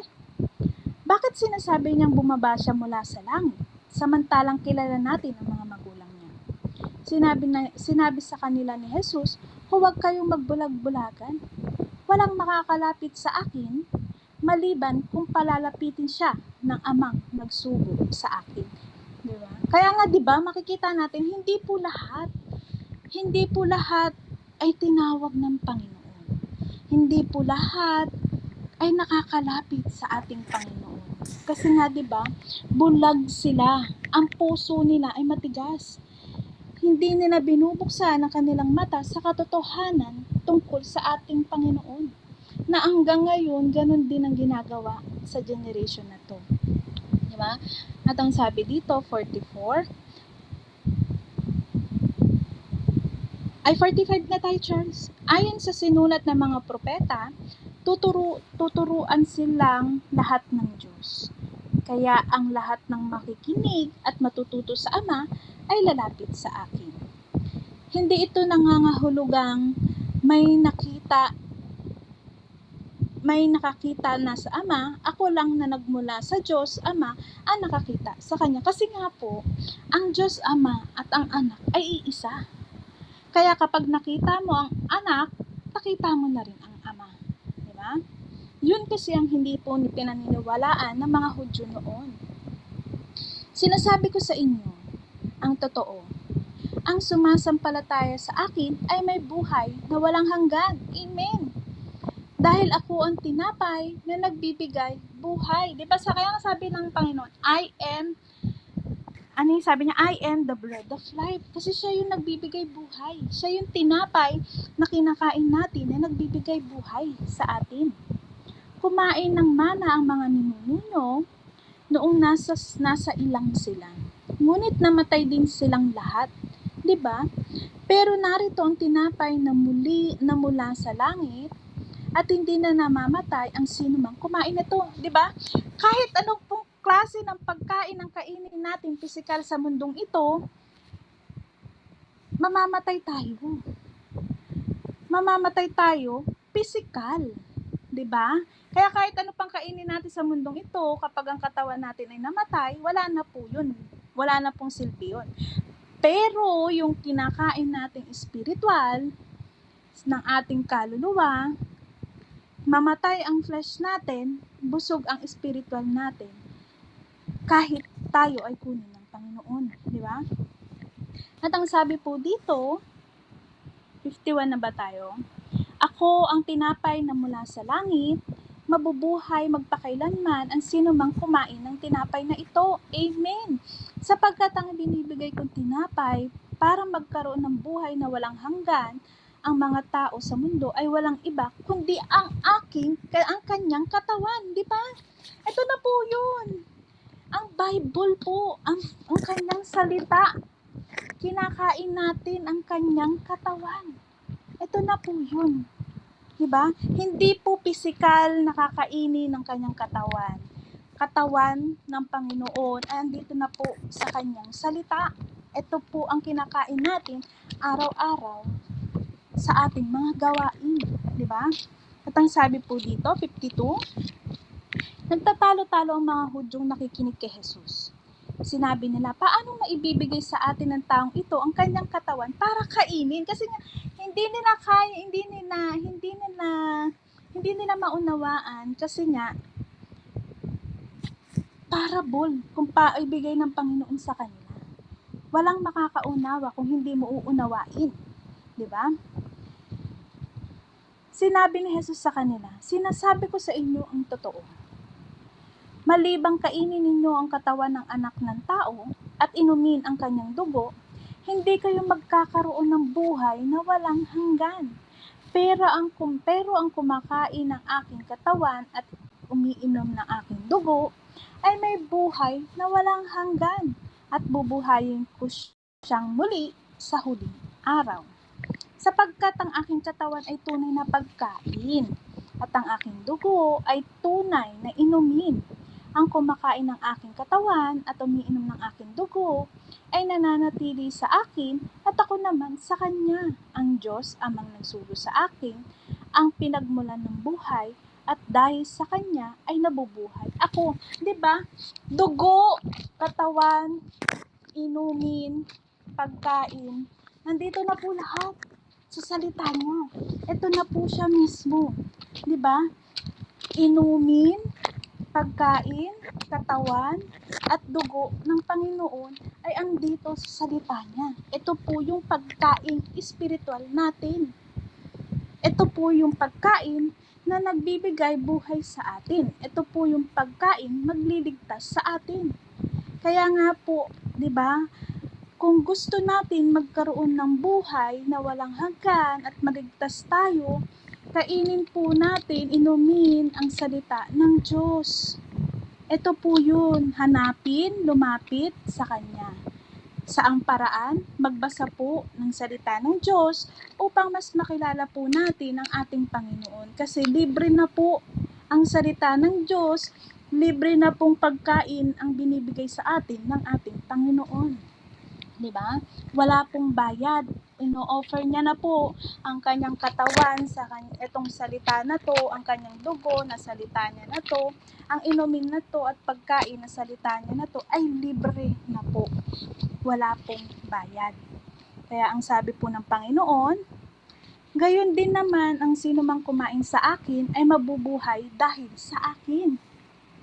Ako ang tinapay na mula sa langit. Hindi ito tulad ng mana na kinain ng inyong mga ninuno, dahil namatay pa rin sila kahit kumain sila noon. Ngunit ang sino mang kumain ng tinapay na ito ay mabubuhay magpakailanman. Palakpakan naman po natin ang ating Panginoon na nagbibigay buhay sa atin. Sinabi ni Jesus ang mga bagay na ito nang nangaral siya sa sambahan ng mga Hudyo sa Capernaum. Amen. Diba? Ito na po yun. Libre na po yung salita ng Panginoon. Kakainin na lang po natin. Babasahin na lang po natin upang mabusog ang ating espiritual. At ang sabi po dito, magpatuloy po tayo. Ang mga salitang nagbibigay ng buhay na walang hanggan. Nang marinig iyon ng mga taga-sunod ni Jesus, marami sa kanila ang nagsabing mabigat ang itinuturo niya. Sino ang makakatanggap nito? Kahit na walang nagsabi sa kanya, alam ni Jesus na nagbubulag-bulagan ang mga taga-sunod niya dahil sa mga turo niya. Kaya sinabi niya sa kanila, hindi ba ninyo matanggap ang mga sinasabi ko? Di ba ganito rin to? Marami din po sa henerasyon natin na ganito, na nagbubulag-bulagan sa salita ng ating Panginoon. Naririnig naman nila ang katotohanan tungkol sa salita ng Panginoon, pero pilit silang nagbibingi-bingihan. Nakikita na nila, nababasa na nila ang totoo sa salita ng Panginoon, patuloy silang nagbubulag-bulagan sa salita ng Panginoon. Kasi bakit? Gusto nilang paniwalaan yung sariling turo ng makamundo. Dahil gusto nilang paniwalaan, pakinggan ang turo ng mundong ito. Hindi ang turo ng salita ng Diyos na libre, walang bayad, nakakainin na lang at babasahin na lang natin. Diba? Yan ang sabi po dito. Paano pa kaya kung makita ninyo ako na anak ng tao na pumapaitaas, pabalik sa aking pinanggalingan? Ang banal na espiritu ang nagbibigay buhay, hindi ito magagawa ng tao. Amen. Ang mga salitang sinabi ko sa inyo ay mula sa espiritu at nakakapagbigay buhay. Pero may ilan sa inyo na hindi sumasampalataya, sinabi ito ni Jesus. Dahil alam niya sa simula pa kung sino ang mga hindi sumasampalataya sa Kanya. Kaya nga po, kahit dito po sa generation natin, alam po ng Panginoon kung sino ang hindi sumasampalataya sa Kanya.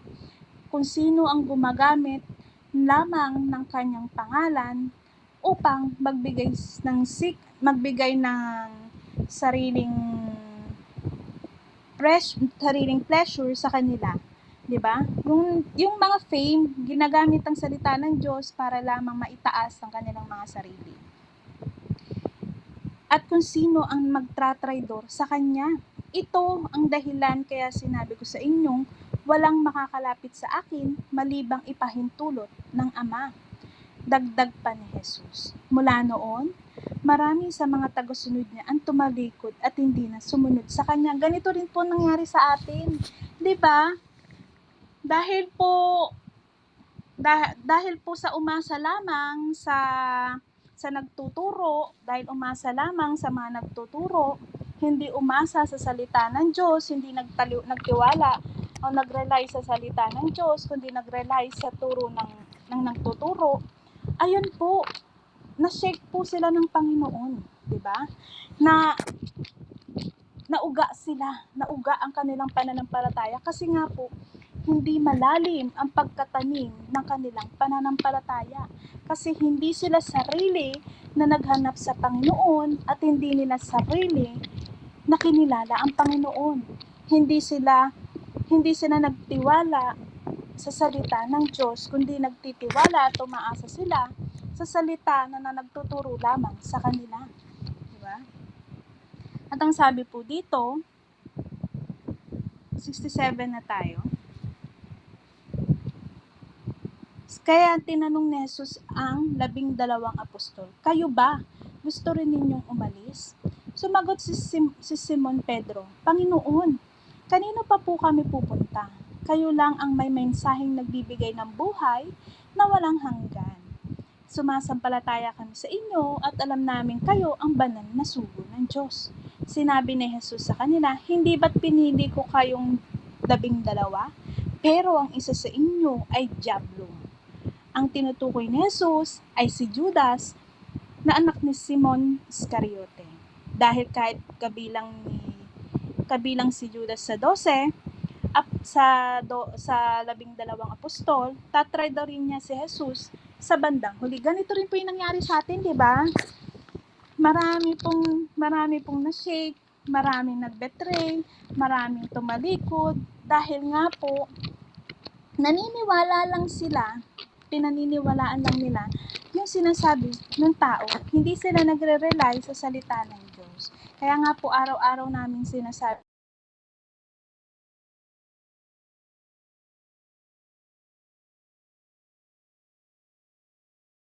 sa inyo,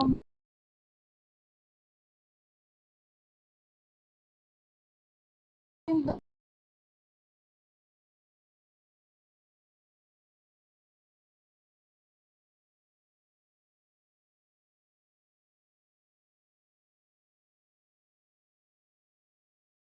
sa nakipapakinggan natin. Praise God, Charles, dahil natapos tayo, pero magtiwala tayo sa ating Panginoon. Sa Kanya lang po tayo magtitiwala. Kami po ay nandito lamang upang ipahayag, ipaliwanag ang salita ng Diyos.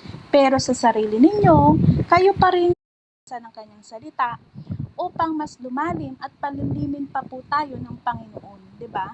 Para po mabaon yung pananampalataya natin sa Panginoon na kahit ano pong alog, shake ng Panginoon sa atin, nandito tayo.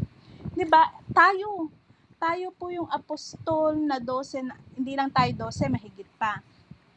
Nananatili sa Panginoon kasi wala na po tayong ibang nakikita na nagbibigay ng naglalahad ng may kabatasan at katotohanan sa salita ng Panginoon, 'di ba? Kaya tayo nandito, nananatili tayong matatag sa isa't isa, 'di ba? Nagpapalakasan tayo ng pananampalataya.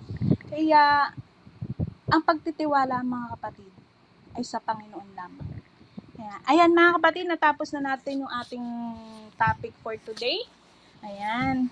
baka may gusto kayong insight, may gusto kayong sabihin, mga kapatid. Sister Bless, Daniel, Sister Ivy, kayo, Sister Mary, baka meron kayo gustong sabihin. May i-share lang ako dito, sister. May pumasok kasi sa akin din dito eh. Sa topic mo, sister. Dito sa sa Jesus Feeds the 5,000. Nandito din to sa sa ibang mga book, no? Doon, nasa nasa Mark, Matthew. Halos lahat sa Luke, nandiyan yan. Yes. Tapos pansin nyo, sabi dito, no, 5 barley loaves and 2 fish. So, equal 7. Ibig sabihin, pag may number 7, talagang yan, divine miracle ng Panginoon, all about, di ba, buhay, nagbibigay buhay. So, alam naman natin na ito'y nagsisimbolo sa salita ng Diyos. Ito, yes, ito yung pagkain. No? So, sabi dito, no, mula dun sa kakaunti, yung 5 loaf ng barley at sa 2 fish, napakain yung 5,000. 5,000. So, ang symbolism nun, sa kakaunting salita na ating binabasa, pinagsasaluhan sa pang-araw-araw, ay lahat nabubusog. Diba? Kahit kakaunti lang yung salita na binasa natin, isang chapter lang, pero lahat nabusog, no? Siksik, liglig yung lahat ng mga natutunan natin. At sabi dito, gather up the leftover fragments that nothing may be lost. Ibig sabihin, i-gather up nyo lahat ng revelation dun sa salita. Lahat ng mga natutunan nyo, lahat ng nireveal ng Diyos dun sa salita. Diba? Kahit kaunting salita lang yan, pero grabe ang daming revelation ni Lord.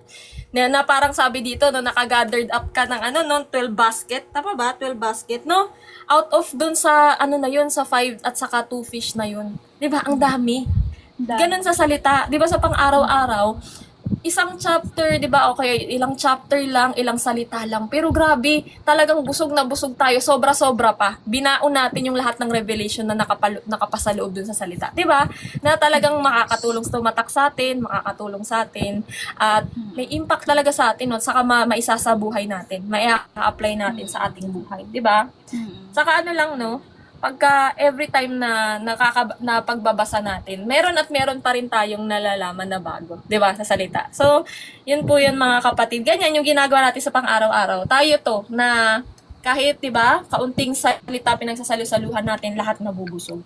So, sabi po dito din sa dito naman sa Jesus Walks on Water. Ang pumasok sa akin dito. Amen. Ayan. So, ang pumasok sa akin dito ay ang kapangyarihan ng Diyos, 'di ba, ng ating Panginoong Hesukristo sa ating, ito yung about sa kapangyarihan ng Panginoong Hesukristo sa ating buhay. Na siya yung nakatapak sa sentro, 'di ba? Siya yung nakatapak sa tubig. Siya yung nakatapak sa sentro ng ating buhay. Sa sentro ng ating buhay na kung siya ang nasa sentro ng buhay mo, kapatid, walang malaking unos, walang malaking bagyo sa buhay mo. 'Di ba? Ang hindi mo kayang ma-overcome. Yes. 'Di ba? Walang malaking bagyo o alon ang nakakapag-swept away sa iyo hangga't nasa sentro mo ang Panginoong Hesukristo, sentro ng pananampalataya. Hangga't ang kasama pa. Magtiwala ka lang. Yes. Magtiwala ka lang diyan sa Panginoon na siya yung nakatapak, siya yung naghahari sa buhay mo, 'di ba? Siya yung nagko-control sa buhay. Yes, siya yung nagko-control. So sabi po dito naman sa next, sa I am the bread of life. Dito mga kapatid, no, alam naman natin ang bread of life is yung kanyang salita kasi ang salita ang Panginoong Hesukristo. So, ito hindi talaga maunawaan ng mga bulag pa at patay pa talaga spiritual. Akala nila, nakafocus lang sila sa pag sinabi yun ng Panginoon na ganito, ganun din yung iisipin nila, physical, sin, di ba? Pero ang gustong ipakahulugan ng Panginoon, spiritual. Hindi yan pag sinabing, tawag dito, kainin mo ang aking laman. Hindi, ibig sabihin, di ba? Hindi siya physical, spiritual. Yes. Pagka sinabing ininom mo ang kanyang dugo, kinain mo ang kanyang laman, di ba? Kinain mo yung tinapay, ibig sabihin, yung sa kanyang salita. Sa kanyang salita. Sa pagbabasa, sa pakikinig, di ba? Tayo, yun ang ating ginagawa. At ang importante ang sabi dito, no, for my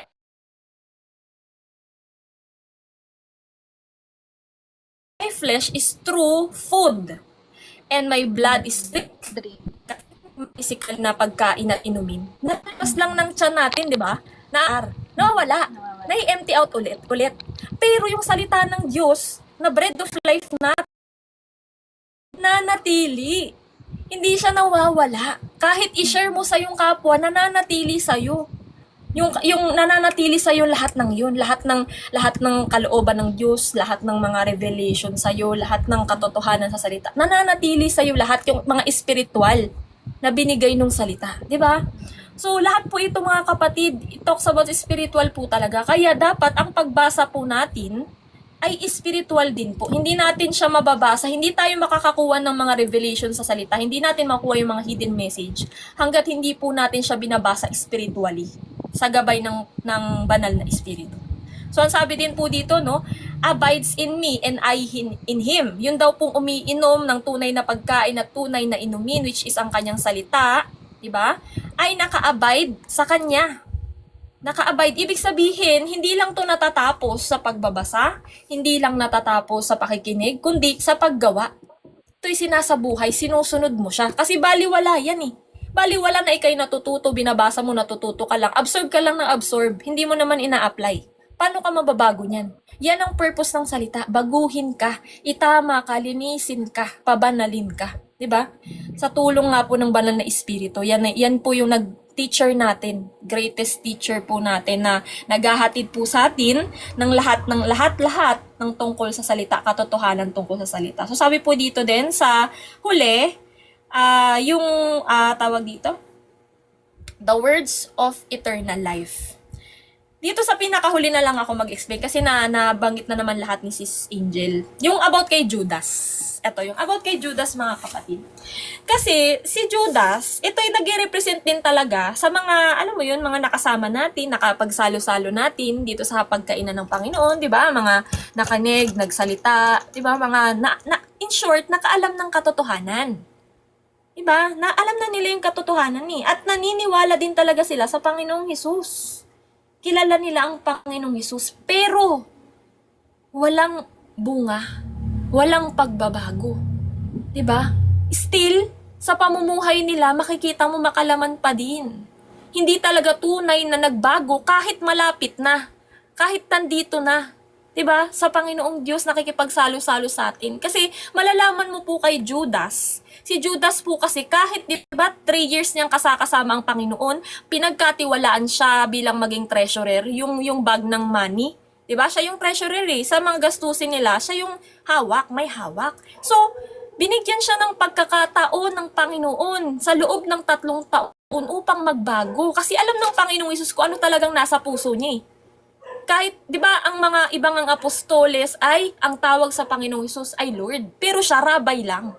Di ba, doon pa lamang eh. Hindi niya tinuturing talaga. Kilala niya, yes. Nakakasama niya, yes. Nalalaman niya yung lahat ng salita. Parang tinuturing niya lang talaga ng guro. Nag-aano lang siya ng mga nakikinig lang siya ng mga sinasabi, pero hindi tunay na nababago. Walang resulta sa kanya. Kasi ayaw niyang bitawan. Di ba, ayaw niyang bitawan yung nasa puso niya, which is greed. Sa pera. Noon pa lamang di ba nga sabi nga, na nagnanakaw siya dun sa bag of money na pinagkatiwala sa kanya. Which is, ang Panginoon nananatili sa kanya na faithful, nananatili sa kanya na, alam mo yun, na baka sakali mabago siya. Kasi sa loob ng 3 taon yun, di ba, pinahawak sa kanya. Pero hindi talaga siya nagbago. Wala talagang impact. Kahit mapakinggan niya na mapakinggan yung salita, wala talaga. So yun yung nagsisimbolize mga kapatid sa mga walang bunga, still makalaman at makamundo pa rin pong tao, hindi po talaga nabago ng totoo ng salita. Kasi nga po, hindi nila binigay ang kanilang buong buhay. Hindi nila binigay ang kanilang buong puso sa Panginoong Hesus para siyang mabago. 'Di ba? Hinold nila kasi meron pa sila dito na hindi mabitawan, which is kay Judas is greed niya sa pera. Yun nga po yung nangyari kaya niya pinagkanulo ang Panginoong Jesucristo for 30 pieces of silver. At nakonsensya nga po siya, naglilti siya doon, 'di ba? Tapos nagpatiwakal siya.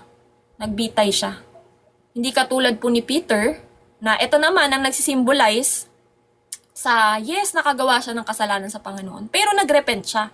Hindi katulad ni Judas na talagang tumalikod eh. Kumbaga, tinapos niya yung kanyang buhay kasi nagilty lang siya. Hindi siya nagrepent. Hindi katulad ni Peter na umamin sa kanyang kasalanan at nagpatuloy sa paglakad sa ating Panginoong Jesucristo. Ganun po dapat sa kapag ka ang tao ay nagrepent, Nagrepent ng buong puso. Ang tunay na repentance po ay pagbabago at pagpapatuloy, hindi po pagtalikod, 'di ba?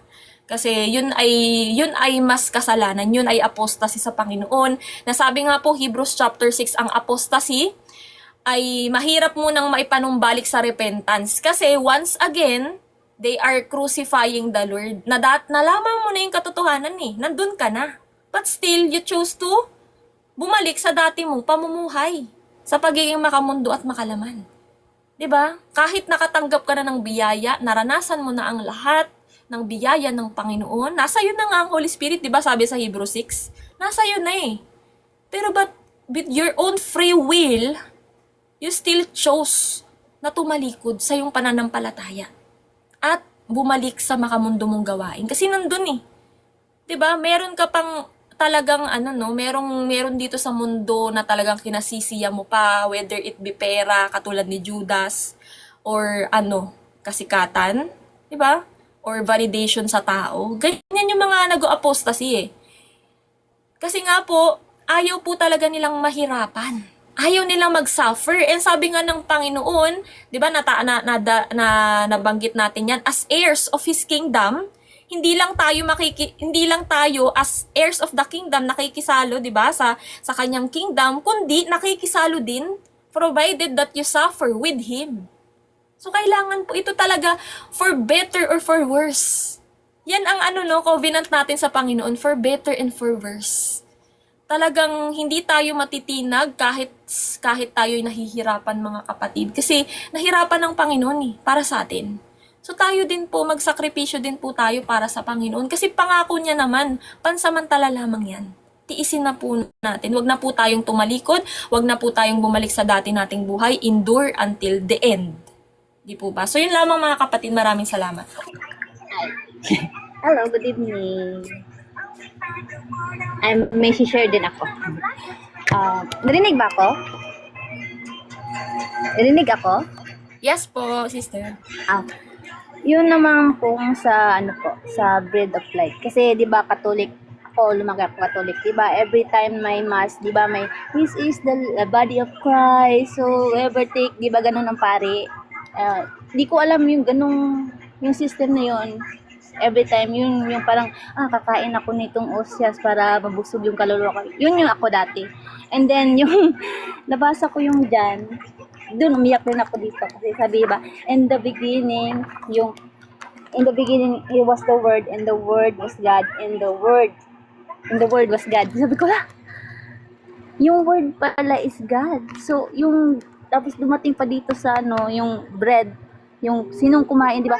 Sinong kumain sa katawan ko at uminom ng dugo, hindi na magugutom. So it means yung word pala si God. So it means not literally na yung bread, yung sa Catholic, di ba? Yung bread yung kakainin para mabusog yung spirit. Kasi ganun yung namin sa tradition, di ba, sa Catholic. So sabi ko, hindi lang pala yung bread na yun. Sabi ko, yung word pala ng Bible. Sabi ko ganun. Sabi ko, Lord, thank you. Kasi ang tagal. Kasi hindi na ako bata, diba? Nasa 13 na ako. So ang tagal kung yung parang blind ako. Sabi ko, hindi lang pala yung mga osyas, yung mga communion para mapulfill yung hunger ng spirit. Yun palang yung word. Tapos sabi ko, ay, thank you. Kasi di ba sabi ko sa inyo na kilala ko lang pala talaga siya sa pangalan. So, yung journey ko sa within 1 year. So malaki talagang tulong yung sabi ni Miss Tinoy na not only wag niyo na ako pakinggan, magbasa din kayo para yung faith niyo sa Lord lang, hindi sa tao. Sabi yun. Tapos dito pa isa pa dito sa si Judas. Si Judas is nag-traitor siya sa 13 coins ata yun. Pero tayo, tinitraitor natin si God libre. Palagi natin siyang pinagkakaluno ng libre kasi yung una natin yung flesh natin. Walang kapalit yun. Yung flesh lang natin. Parang binibitray natin si God. Si Judas nga, may pera pa eh. Tayo, libre natin na siya palaging sabi ko, "Ay Lord, sobra papalak kami kay Judas." Tapos, ang sama-sama pa namin, palagi pa kami nagreklamo, "Oh Lord, bakit ganito, Lord? Nagpe-pray naman kami, nagsisimba naman kami. Ano naman, mabait naman ako, bakit ganon?" So, sobra pala. So, sabi ko, "Oh Lord, thank you, kasi ina-answer prayer niya lahat ng prayer ko dati. Kasi, yun nga, longing din ako na yung prayer ko lang pala dati, Lord, gusto ko yung pangalan ko nakalagay sa Book of Life." Yung sagot niya pala, ito, know me, not only the name, but all of my words and my law. You should obey me. You know me more. Ganun pala yun. Hindi lang pala sa words. Not only, yung parang mag-demand ka ng mag-demand. Dapat pala, may obedience ka din. Yun lang. Thank you. Nawala si Sis Angel. Wait lang, meron lang din akong idagdag pa dyan sa nabanggit ni Sis Ivy regarding nga dito sa Bread of Life. Nakala nga natin dati sa mga religion, physical. Kasi tinulad lang nila itong mga, sabi dito, your fathers ate the manna in the wilderness and they died. Ibig sabihin, pinisikal lang nila. Akala nila physical lang, kinain lang nila as physical na tinapay. Pero ang hindi pala nila alam, yun ay ang salita. So, ang sabi po dito, kung sino nga po yung tawag dito kumain, hindi po physical, kundi spiritual na pagkain. So, dito din po ay pumasok din po sa akin na hindi lang to basta yun nga po, hindi lang basta pagbabasa, hindi lang basta pakikinig. Kasi, yun nga po, kailangan mabago ka talaga. Mabago ka po ng salita. Ang sabi nga dito, ng Panginoon, na this is the bread that comes down from heaven so that one may eat it or not die. Kung yung mga fathers, yung doon nga sa wilderness, kinain nila as physical yung manna, at sila'y namatay, di ba? Sila'y namatay nga po kasi sa kanilang mga kalapastanganan, di ba? Pero tayo, since hindi natin siya kinain physical, hindi po natin pinisikal, hindi sa sin, kundi sa unseen.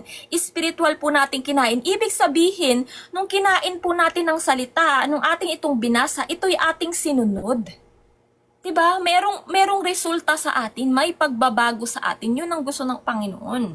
Na nagbibigay po ng eternal life sa atin. Kasi sumunod po tayo sa Diyos, hindi lang natatapos sa pakikinig at pagbabasa.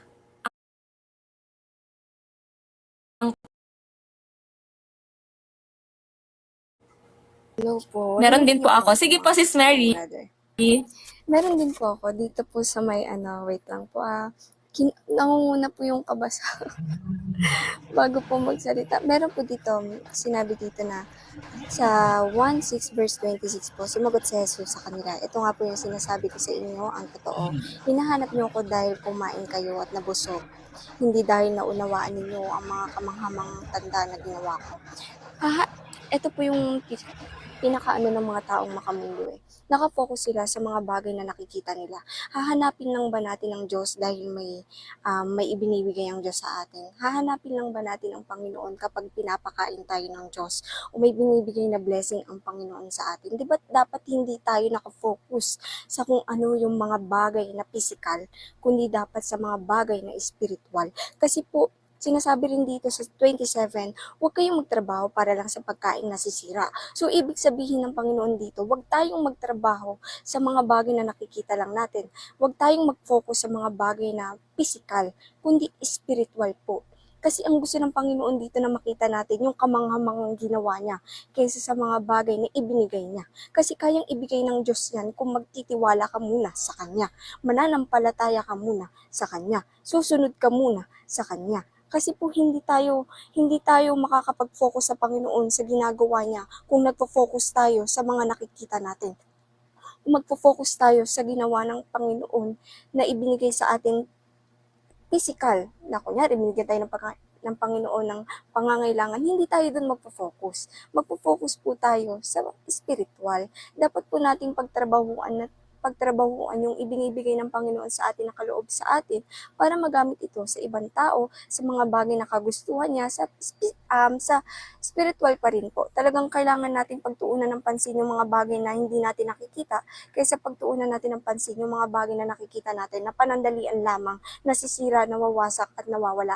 Kaya nga po, di ba, we need to focus ourself, our mind, our eyes in the things of spiritual po. Kasi po kung nasa ng puso natin, nandun yung kayamanan natin. Kung mas pinagtatrabahuan po natin yung mga bagay na nakikita natin, ito ay maglalaho, mawawala. Kaya ang gusto ng Panginoon, doon tayo mag-focus sa mga kamangha-mangha niyang ginawa sa buhay po natin, or yung mga bagay na ginawa po niya sa atin, upang ito po ay mas lalong lumago, spiritual, mas lalo po nating mapagtibay yung ating mga pananampalataya sa Panginoon, hindi sa nakikita, kundi po sa hindi natin nakikita. Yun lamang po. Amen. Praise God, Sister Mary. Amen. Tama po yan, no, mga kapatid. Na yun nga sinabi po ni Sister Mary, no, hindi lamang tayo nakatuon sa mga bagay dito sa lupa na masisira, mawawala, kundi sa mga bagay na panglangit na po, pang-eternal na po. Kasi yun ang pangmatagalan eh. Ito saglitan lang to eh. Pero yun, pangmatagalan na. Kaya ngayon pa lang, asikasuhin na po natin ang ating kabilang buhay, ang ating eternity, kung whether it be, kung gusto natin. Kasi tayo din eh. Free, natin eh. Kumbaga, nasa sa atin din kung saan tayo mapupunta eh. Kung ngayon pa lang ay ginagawa mo na lamang lahat ng pagnanasa ng iyong laman dito sa kasamaan ng mundo, 'di ba? Unless you repent, you will perish, 'di ba, sa lake of fire. Pero kung nandito ka, nagsasuffer ka for the righteousness of the Lord, 'di ba? Ika'y sumusunod sa kanyang will, alam mo na, ang eternal life mo ay kaginhawaan kasama ng Panginoong Hesukristo. Magpasawalang hanggan. So yun lamang mga kapatid, no. Nawala po si Sister Angel, baka na siya, nahatak na, joke lang. Pero tawag dito, baka nawalan ng signal. So, sige po. Wala na rin pala si Brother Daniel, no. Sige, ako na lang po magko-closing prayer, mga kapatid. Or sino pong gusto mag-closing prayer? Baka may gusto mag-closing prayer, mga kapatid. Sis Mary, baka gusto mo mag-closing prayer? Sige po. Ayan, praise God. Praise God po. Tayo po ay yumuko at magdasal sa ating Panginoong Hesus at pasalamatan po siya sa lahat ng ginawa niya sa ating buhay at sa mga bagay na ibinigay ng Panginoon sa ating spiritual po. Panginoong Hesus, tulungan niyo po kami sa araw-araw na ito. Tulungan niyo po kami na sundin ang kalooban niyo, hindi lamang po sa pananalita, kundi po pati sa gawa. Tulungan niyo po kami na mas lalo pa pong lumago ang aming pangunawa sa inyong spirit, Panginoon, upang lalo pa po kayong kilalanin, mas lalo pa pong mag-grow sa aming mga puso ang inyong itinuturo sa amin. Panginoong Hesus, salamat po sa araw na ito sapagkat po natapos po namin ang araw na ito na may kagalakan ng puso at kasama ang inyong presensya. Lord God, ano man ang mangyari sa buhay namin, tulungan niyo po kami na ipagkatiwala sa inyo ang lahat. Pati na rin po ang aming mga alalahanin, ang aming mga pagsubok, kasi po kayo lamang ang may kakayahang ito po ay alisin sa amin. Kayo lamang po ang may kakayahan na tulungan kami sa lahat ng aming pasaning dinadala, Panginoong Hesus. Ang lahat po ng aming dinadalangin ay ipinibigay na po namin sa inyo at siyang ipinagkakaloob namin, Panginoon. Tulungan niyo po kami, Lord, at ng aking mga kapatid na ipagkatiwala sa inyo ang lahat, pati na rin po ang aming mga pamilya, ang aming mga kapatid, ang aming mga kaibigan, ang aming mga nakasama sa buhay, Panginoon. Sila po ay kaawaan ninyo sapagkat hindi po nila alam ang kanilang ginagawa. Father, forgive them because they do not know what they do. Lord God, samahan niyo po kami sa araw-araw na pagbabahagi rin po ng inyong salita. Nawa po kayo lamang ang siyang mangusap, ang siyang manguna po at mag-lead sa amin sa inyong katotohanan, sa inyong kagustuhan at pamamaraan. Panginoong Hesus, kayo nawa ang siyang maghari sa aming mga buhay, sa aming mga puso at pag-iisip po. Tulungan niyo po kami na Mas lalo pa po naming hanapin ang inyong salita, kilalanin kayo mismo, isik ang inyong kingdom sa inyong salita, Panginoon, sapagkat hindi lamang kami dapat nagtitiwala sa tao, kundi kami po ay dapat nagtitiwala sa inyong salita.